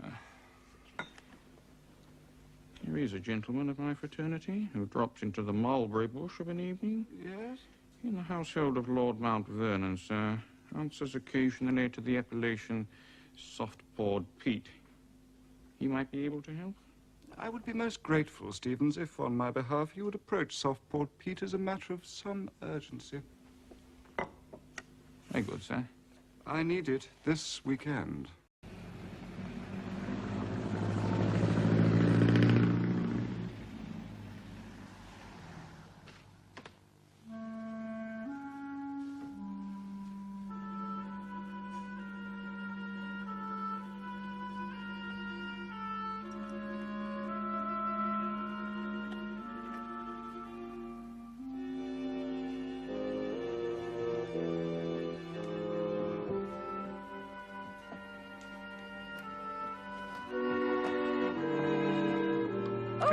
Well played, Father.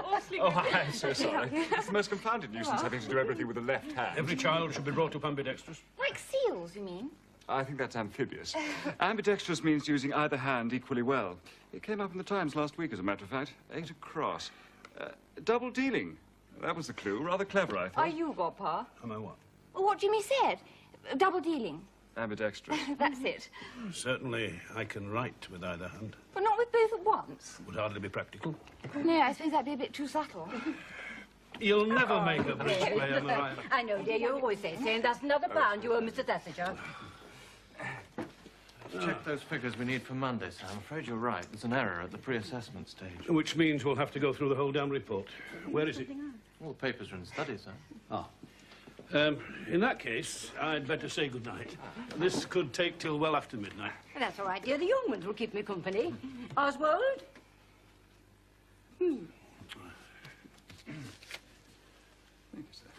Now, what about a lovely game of German whist?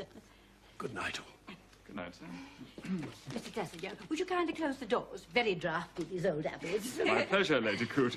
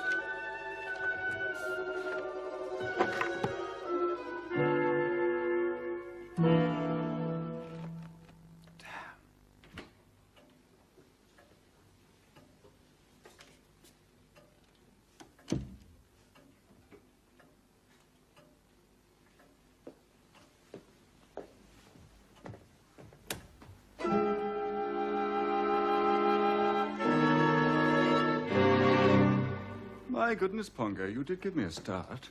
Slinking about like that in the dark. I had a noise. Thought burglars had got in. Came down to see. You think of everything, Pongo. Even a lethal weapon. It's as well to be armed. You never know who you're going to meet. Well, I'm glad you didn't shoot. I'm rather tired of being shot at. I might easily have done so. What'd you come down for?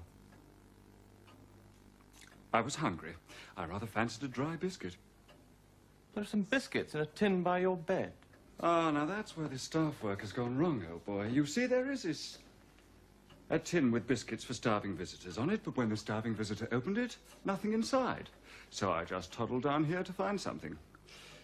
And now I think I'll just toddle back to bed. Good night, Pongo.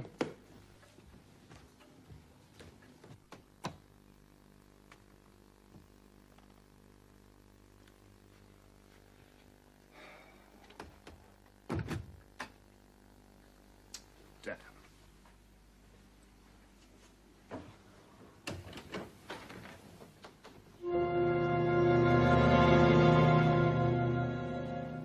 I've been thinking.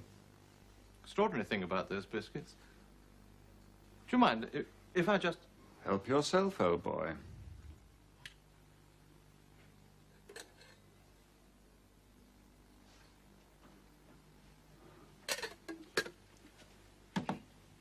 Very remiss. Night.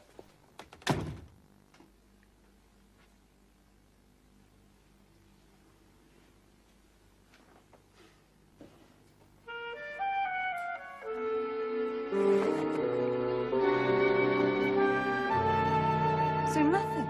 Nothing at all. Apart from this frightful attack of indigestion brought on by too many biscuits.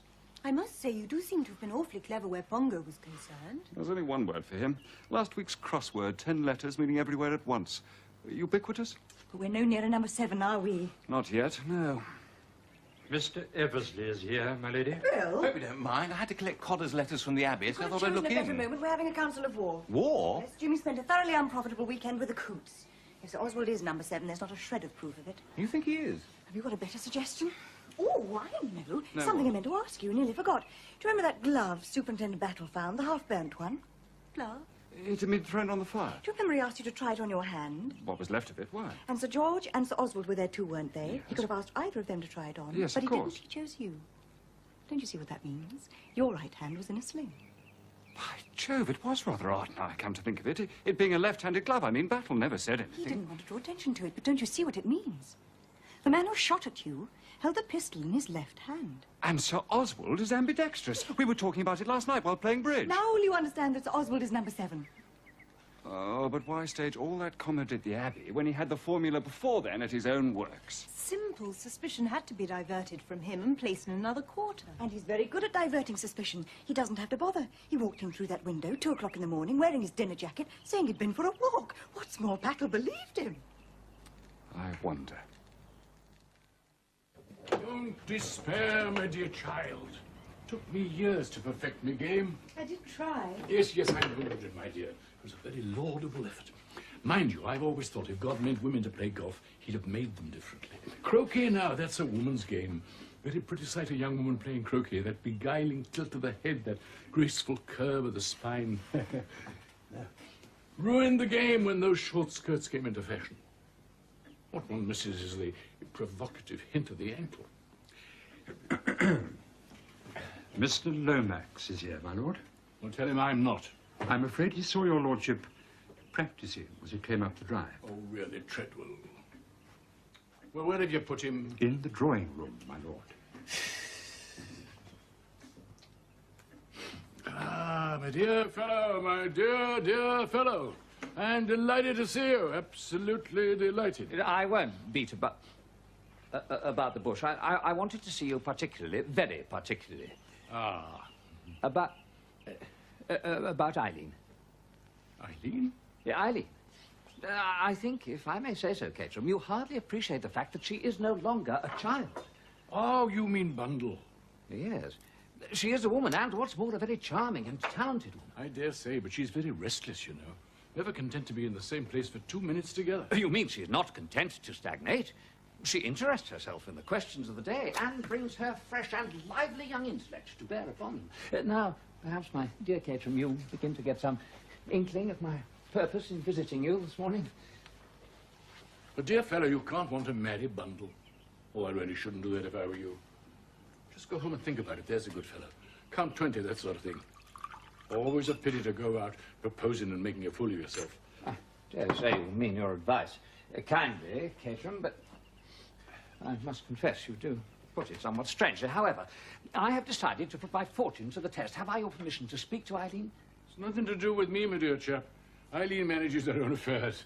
If she were to come to me tomorrow and tell me she was going to marry the chauffeur, I shouldn't make the least objection. Oh, where shall I find her? Well, I don't really know. She might be anywhere.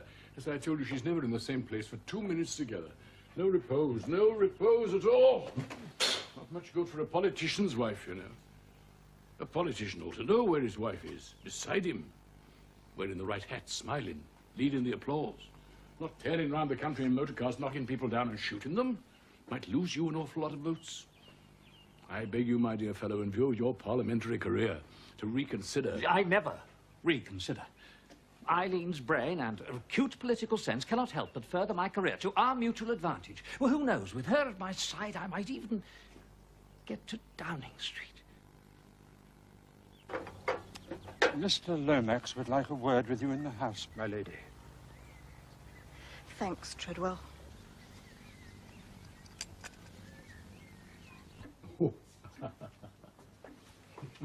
Mr. Eversley, my lord. Oh, Bill, my dear chap.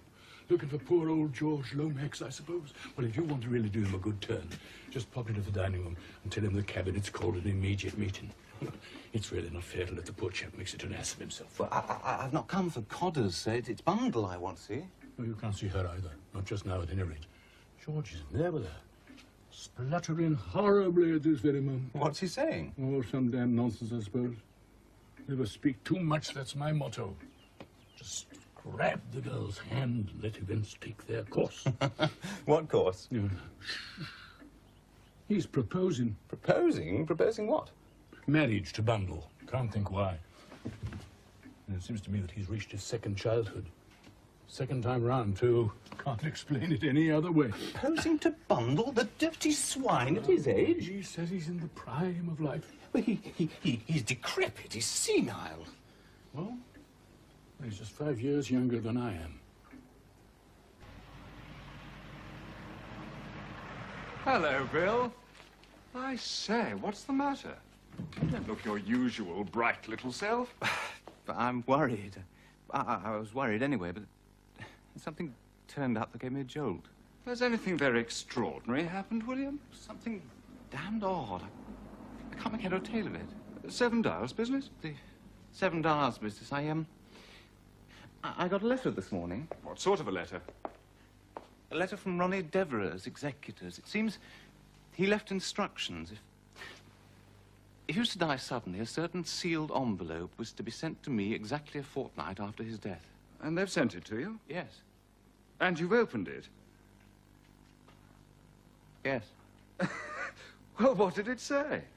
Oh, come on, old chap. Pull yourself together. It seems to have knocked the wind out of you, whatever it is. Have a drink. It's what's in the letter. Simply can't believe it, that's all. Nonsense. You must get into the habit of believing 6 impossible things before breakfast, like the White Queen in Alice. I do it regularly. Wait a minute. I say, Stevens. Yes, sir? Pop out and get me some cigarettes, would you? 100, sir? Thank you, Stevens. I've sent Stevens out so we can talk undisturbed. Now then, Bill. Let's hear all about it. It's incredible. Oh, thank goodness I've caught you. Look, I haven't got time to explain everything, but Bill has just been round to see me with the most amazing story you ever heard. Yes. Now listen, this is what you have to do.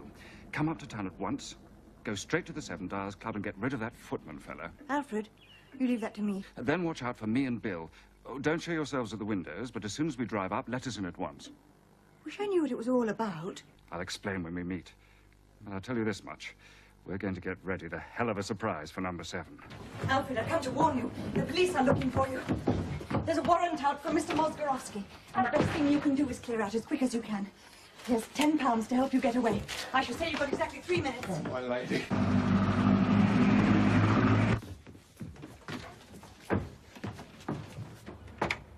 However do I thank you, my lady? One good turn deserves another. Well, I've arranged that all right.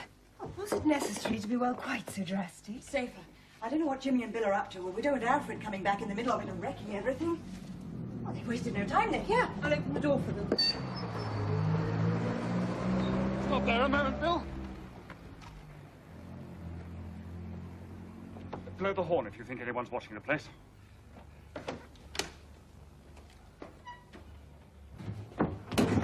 There you are, you two. Now then, where's the key of the room you got into last time? I think it's through here. Oh, this looks like the one. Right. There's no time to lose. Right. Oh, sorry.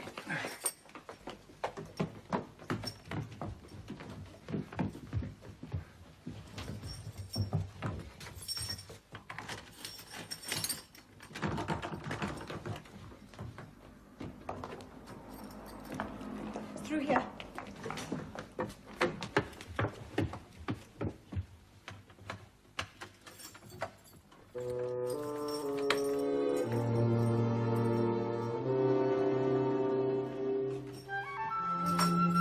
Getaway door. So this must be the cupboard you hid in, Bundle. That's the one. We shall have to shift all this stuff. Oh, run down and get Bill, will you, Lorraine? There's no need for him to keep watch any longer. What are you going to do? Wait till Bill comes and you shall hear the whole story. This is his staff work. And a jolly creditable bit of work it is, too. I say, it must have been a bit of a squeeze in here, wasn't it, Bundle? Certainly wasn't an experience I care to repeat. Bundle! It's Bill! It's Bill! What about Bill? Say, Lorraine, what's happened? He's in the car still, but he doesn't move or speak. I think he's dead. In God's name. I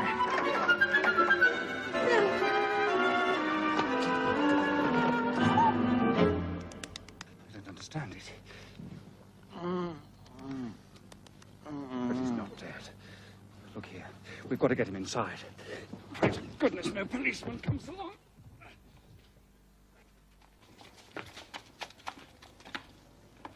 He was all right when I left him. I suppose we should have realized we couldn't turn up on their doorsteps without something happening. Look, I'm going to get a doctor. You stay here and look after him. Right. Don't be scared, either of you. But I'd better leave you Leopold. Just in case. I'll be back as soon as I possibly can. I wish we could do something. This is awful. I wonder why Jimmy left us the revolver. There can't really be danger. If they could get Bill. I know, but we're in the house. Nobody can get him without our hearing them. I wish I knew what to do. Hot coffee. You give them that sometimes. I've got some smelling salts in my bag and some brandy. Where is it? I must have left it in the room upstairs. You stay here, I'll get it. Try patting his face. Gently.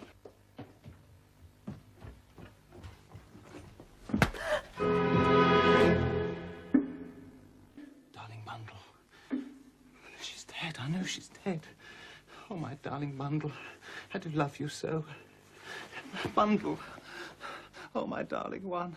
Oh, my own dearest, sweetest little Bundle. What shall I do? Oh, God, what shall I do? I've killed her. I've killed her. No, you haven't, you silly idiot. Bundle, you're alive. Of course I'm alive. Well, how long have you been? I mean, when did you come to? About 5 minutes ago. Oh, why didn't you open your eyes or say something? I didn't want to. I was enjoying myself. Enjoying yourself? Listening to all those nice things you were saying. You'll never say them so nicely again. You'll be too beastly self-conscious. Well, you really didn't mind. You know, I do love you, so I have done for ages, only I never dared tell you so. You silly juggin, just lie. I thought you'd only laugh at me. No, Bundle, seriously.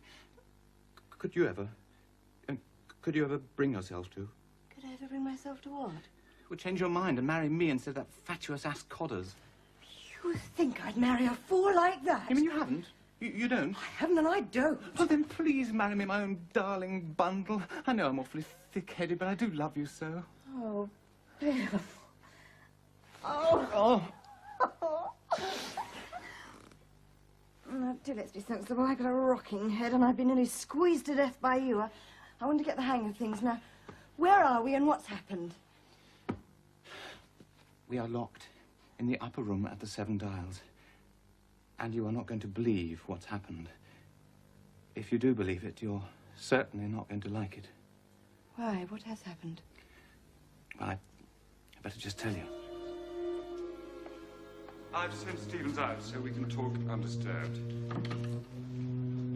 Now then, Bill. Let's hear all about it. It's incredible. Well, then it's sure to be true. In this letter, Ronnie said that he was almost certain that he discovered the identity of the person who'd been selling this country's secrets to the highest bidder. He said that if anything happened to him and his lawyers forwarded the letter to me, I would know for sure that his suspicions were correct. His death would prove it.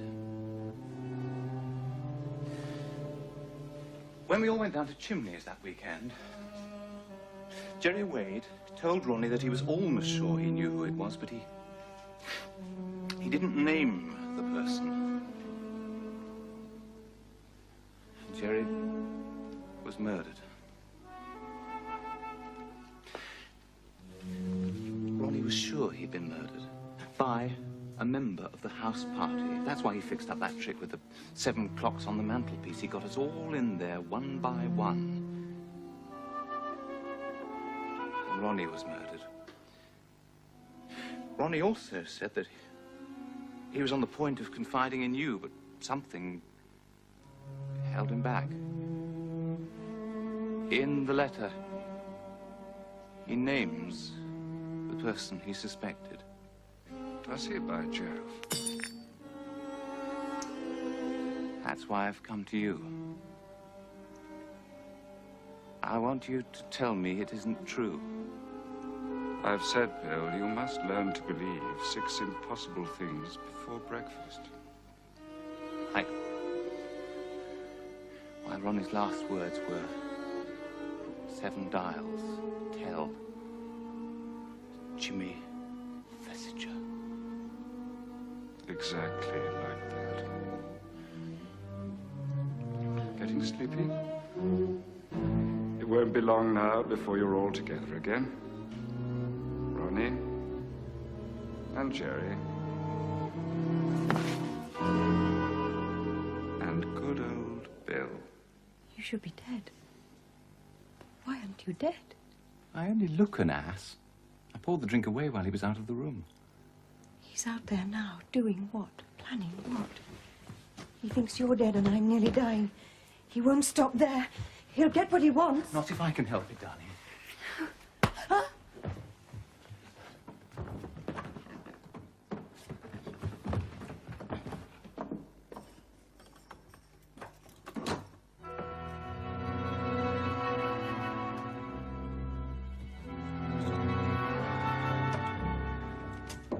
Are you sure it's all right?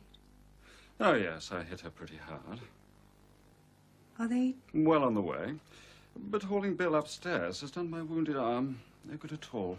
He's such a dead weight, as you might say. Come on, help me. What are you going to do? Open the cupboard door. Why? 10 down, 7 letters. Walled in for good. Answer? I don't know. Immured. Hold him steady. It was clever of you to cotton on. I knew you'd left the gun in case I needed it. And when you slammed the front door, I knew you hadn't left the house. How? Don't I always know when you're near?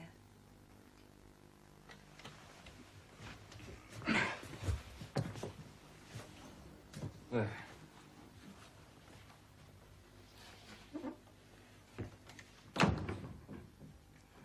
That should make a charming surprise for the 7 dials. Pity. I like Bundle. Oh, I liked her too until she started sleuthing. Too much initiative.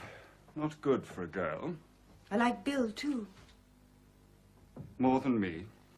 No one more than you. Ever. Well, now all we have to do is watch this house and wait. I don't care how long it takes. But someday the Seven Dials will meet again, and I shall find out at last the real identity of number 7. I should hate to keep you waiting, Mr. Thesiger.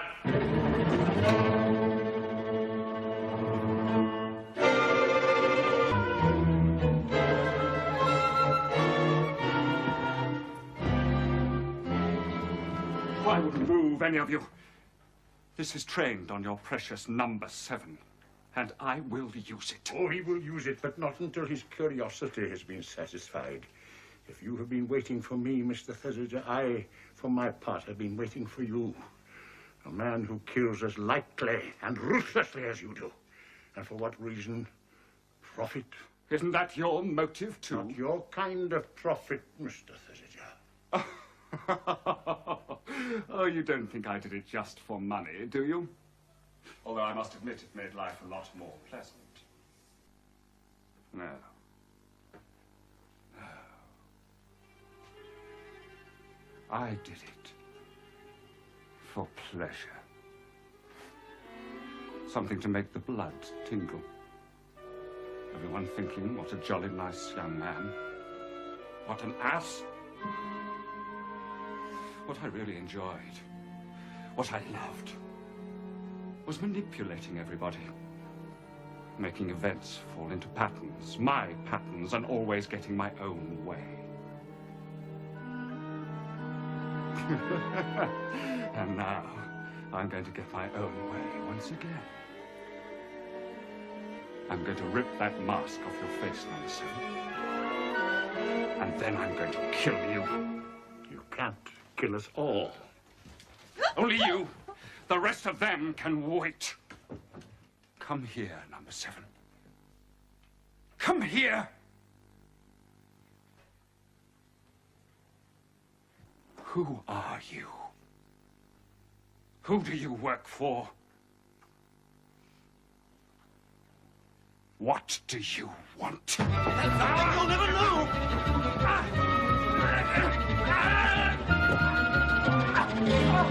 Oh, I always said you were a fool. But not, as you hoped, a drugged fool. You really should have thought of something a little different this time. Oh, but it took a long time for you to work it out, didn't it?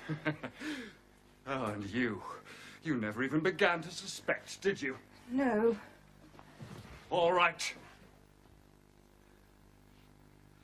So they've got me. But one thing still gives me enormous pleasure. The 7 Dials have got you, too. Take him away.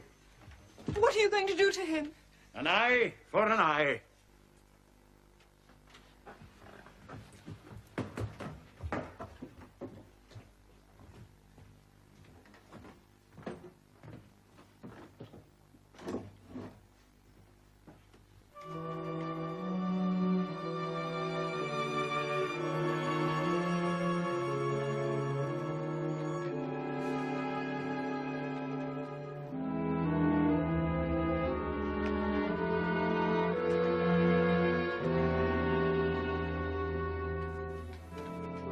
Lady Eileen Brent, you have been summoned to an emergency meeting of the 7 Dials. Approach the table. I should do as they say about you.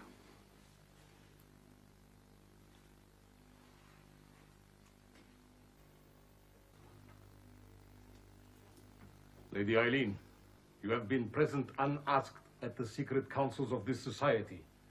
It is therefore necessary that you identify yourself with our aims and ambitions. The place 2 o'clock, you may notice, is vacant. It is that place that is offered you now. I'd rather die. I think you should not answer precipitately. You do not know as yet what you are refusing. I can make a pretty good guess. I doubt it. You'll have to get rid of 1 or 2 preconceived ideas of yours, I'm afraid. About this society, for instance. You're just as evil as James Thesiger. You merely have different methods of achieving the same goal. No, Lady Eileen, you're wrong. I shall now introduce you to a very creditable band of amateurs who have done work that nobody else could have done. They have been willing to face real danger, danger of the very worst kind. And they've done it for one reason, an honest wish to serve their country. First of all, there is Mr. Mozgorovsky, who, as you know, runs this club. He is the most valuable anti-Bolshevist agent in England. Number 5 is Count Andras of the Hungarian embassy and a dear friend of the late Gerald Wade. 4, Mr. Howard Phelps, an American journalist whose nose for scenting news is remarkable. Number 3, I think, you already know. You? Number 2 can only show an empty place. It is the place belonging to Mr. Ronnie Devereux, a very gallant young man who died for his country. Number 1, well, number 1 was Mr. Gerald Wade, who made the same sacrifice. His place has been taken by a lady who has proved her fitness to have it. I don't think Lady Eileen recognizes me. Bandel, may I introduce Miss Barbara St. Maur, Ronnie's cousin and one of our most talented young actresses. I was right about that mole. I shall have to remember that next time. You can change your skin, your voice, your hair, but a mole never. It's no good. I'm completely bewildered. I suppose they all know who you are. No. Mr. Mozgorovsky is my lieutenant. He's known all along. The others have taken their orders from him. Do I want to know who you are? Hope you do, Lady Eileen. Superintendent Battle! Oh. It was Jerry Wade who first suggested to me the idea of a band of amateurs. Remember what you said yourself, Lady Eileen? People who could go where the professionals couldn't. I warned him it would be dangerous, but he didn't care, nor did any of his friends. And that's how it began. But the fact that the Seven Dials finally caught up with the one man they wanted most in the world is entirely due to the courage of Mr. Eversley. He went to see Mr. Thesiger this afternoon, knowing full well that he might never return from that interview alive. What made you suspect him? Little things, I suppose, that built up gradually. His angling for an invitation at the Abbey started it. It was actually Lorraine that made me certain I was on the right track. Well, when I talked to her, she listened so carefully to what I had to say, but never actually said anything herself. And that made me think of Jerry and Ronnie. They'd confided in her, too. And then when I saw the three of you that day at Tchimney's, I saw Jimmy wandering around with his arm in a sling, I suddenly thought of that left-handed glove. Suppose he'd been the person wearing it all along. But it all started with Ronnie Devereux's last words. 7 Dials. Tell. Tell who? Tell. Jimmy Thesiger. Naturally, you took that to mean that Mr. Devereux was trying to send word to Mr. Thesiger that the 7 Dials had killed him. But, of course, I knew that that couldn't be so. No. It was the 7 Dials that Mr. Devereux wanted told. And what he wanted them told was something about Mr. Thesiger. That Jimmy Thesiger killed Jerry Wade. He slipped the poison into a whiskey and soda which Mr. Wade had downstairs before retiring to bed. Cheers. Cheers. That's why he was already feeling sleepy when he wrote that letter. Later, when everyone was asleep and the alarm clocks were in position, James Thesiger pressed the unconscious Jerry Wade's fingers round a glass and an empty coral bottle.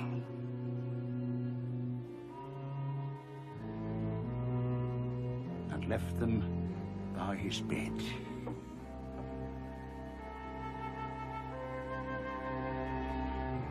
The result... Death by misadventure. Then Ronnie Devereux made the fatal mistake. He confided in the one person who had already given Jerry Wade away. Lorraine, devoted body and soul to James Thesiger. She was prepared to sacrifice her half-brother. And later, Ronnie Devereux.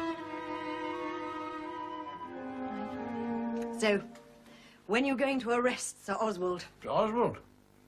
Well, Jimmy Thesiger couldn't have tried to steal the formula. Number 7 didn't try to steal the formula. That leaves only one person who could have tried to steal the formula. I knew it was him when he came in from the garden that night. Who? Sir Oswald, of course. No, Lady Eileen, it was not Sir Oswald. Who was it then? Tell me what you saw, what you heard. Well, I went to look for Jimmy when I saw the doorknob turn. So I ran to look for Bill, and then the fight broke out. Privacy? Miss St. Maur and I decided to keep watch between us. She was stationed in the drawing room, and like Bandel, I heard the fighting and came running. Miss St. Maur? I was hiding behind the screen when James Thesiger came in. I thought he'd gone when the fight started. I was in the garden under some trees when Miss Wade ran straight into my arms. We heard the fight, we heard 2 shots. We all heard that. Because that's what we were meant to hear. I don't understand. You will. Miss St. Maur, how many people were fighting? 2. How do you know that? I heard them. Did you see them? No. No. Now listen, and I'll tell you how in the end I reconstructed the whole story. To begin with, Miss Wade and Mr. Thesiger are in this together. They have a rendezvous for a precise time, 2 a.m. So, let's go back 10 minutes before that. Miss Wade arrives in her car, parks in the lane, and makes her way across the garden towards the west wing. She was seen by one of my men, but he had orders not to stop anyone coming in, only going out. And so, Miss Wade makes her way towards the house.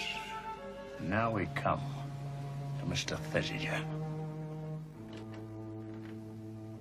After the lights were turned out, Miss St. Maur said that when James Thesiger went over to the window, he was so still, she thought he must have left the room. Suppose then that Mr. Thesiger had gone outside.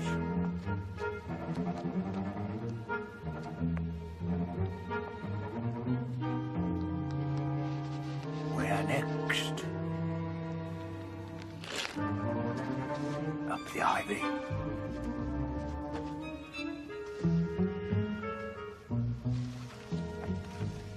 Into Mr. O'Rourke's room. O'Rourke having been drugged before he went to bed. Miss Wade near the house. Lady Eileen in the west wing.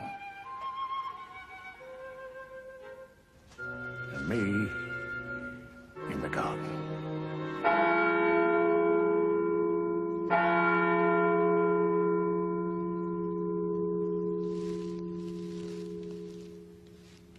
Mr. Thesiger has the formula. He throws it down to Miss Wade. She picks it up and starts running back to her car. While upstairs, Lady Eileen sees the door handle turn. Mr. Thesiger is turning it, trying to find the easy way out, but the key is under O'Rourke's pillow. James Thesiger comes back down the ivy. Lady Eileen is desperate to find Bill Eversley. Miss Wade is running away from the house, but who does she meet? Me. And at that moment, the game changes. It is no longer attack, but defense. Miss Wade tells her story. She is very clever. Her story is perfectly true, perfectly sensible. And it gives Mr. Thesiger time to get back into the house.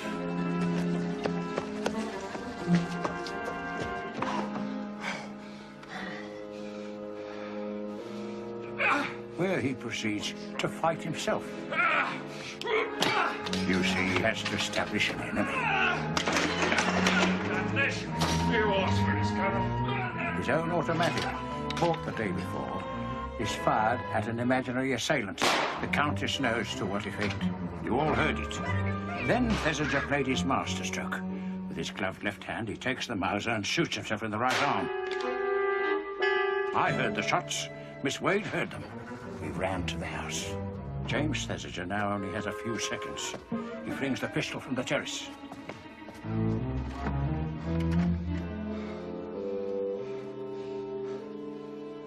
Tears off the glove with his teeth.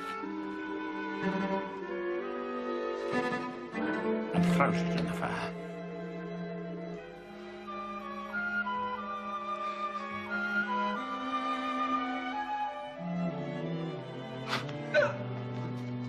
we arrive, he is lying on the floor in a faint. So that's how he did it. And I thought it was poor old Sir Oswald. No, I never really suspected him. But I must say I did have my suspicions about that young chap, his secretary. Particularly when I heard he was left-handed, too. That gun had to be thrown left-handed to land where it did. Oh, not a silly ass like old Pongo, not a solemn card like him. Old Pongo, as you call him, is a very efficient young man and one that could put anything through if he had a mind to it. In fact, I think we should bear him in mind in case there's ever another vacancy. Unless, of course, there is one now.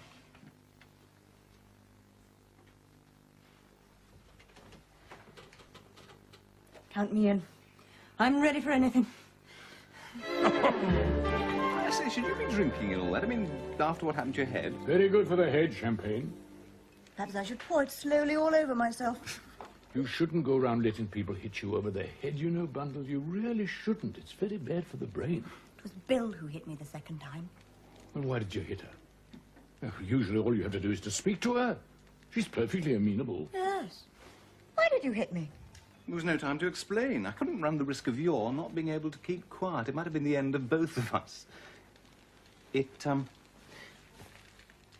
hasn't made you change your mind, has it?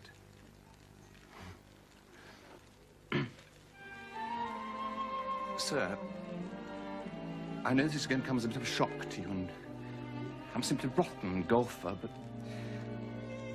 may I marry your daughter? My dear chap, I welcome you with open arms. Anything to keep her out of the clutches of that damn fool George Loomax. Oh, this calls for a toast. What's your name again? Bill, sir. You're not the one she ran over. Oh, there. Bundle. Bill, to your future.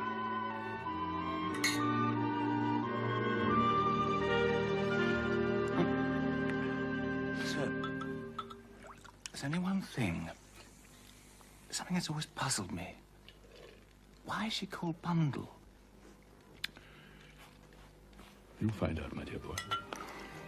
You'll find out.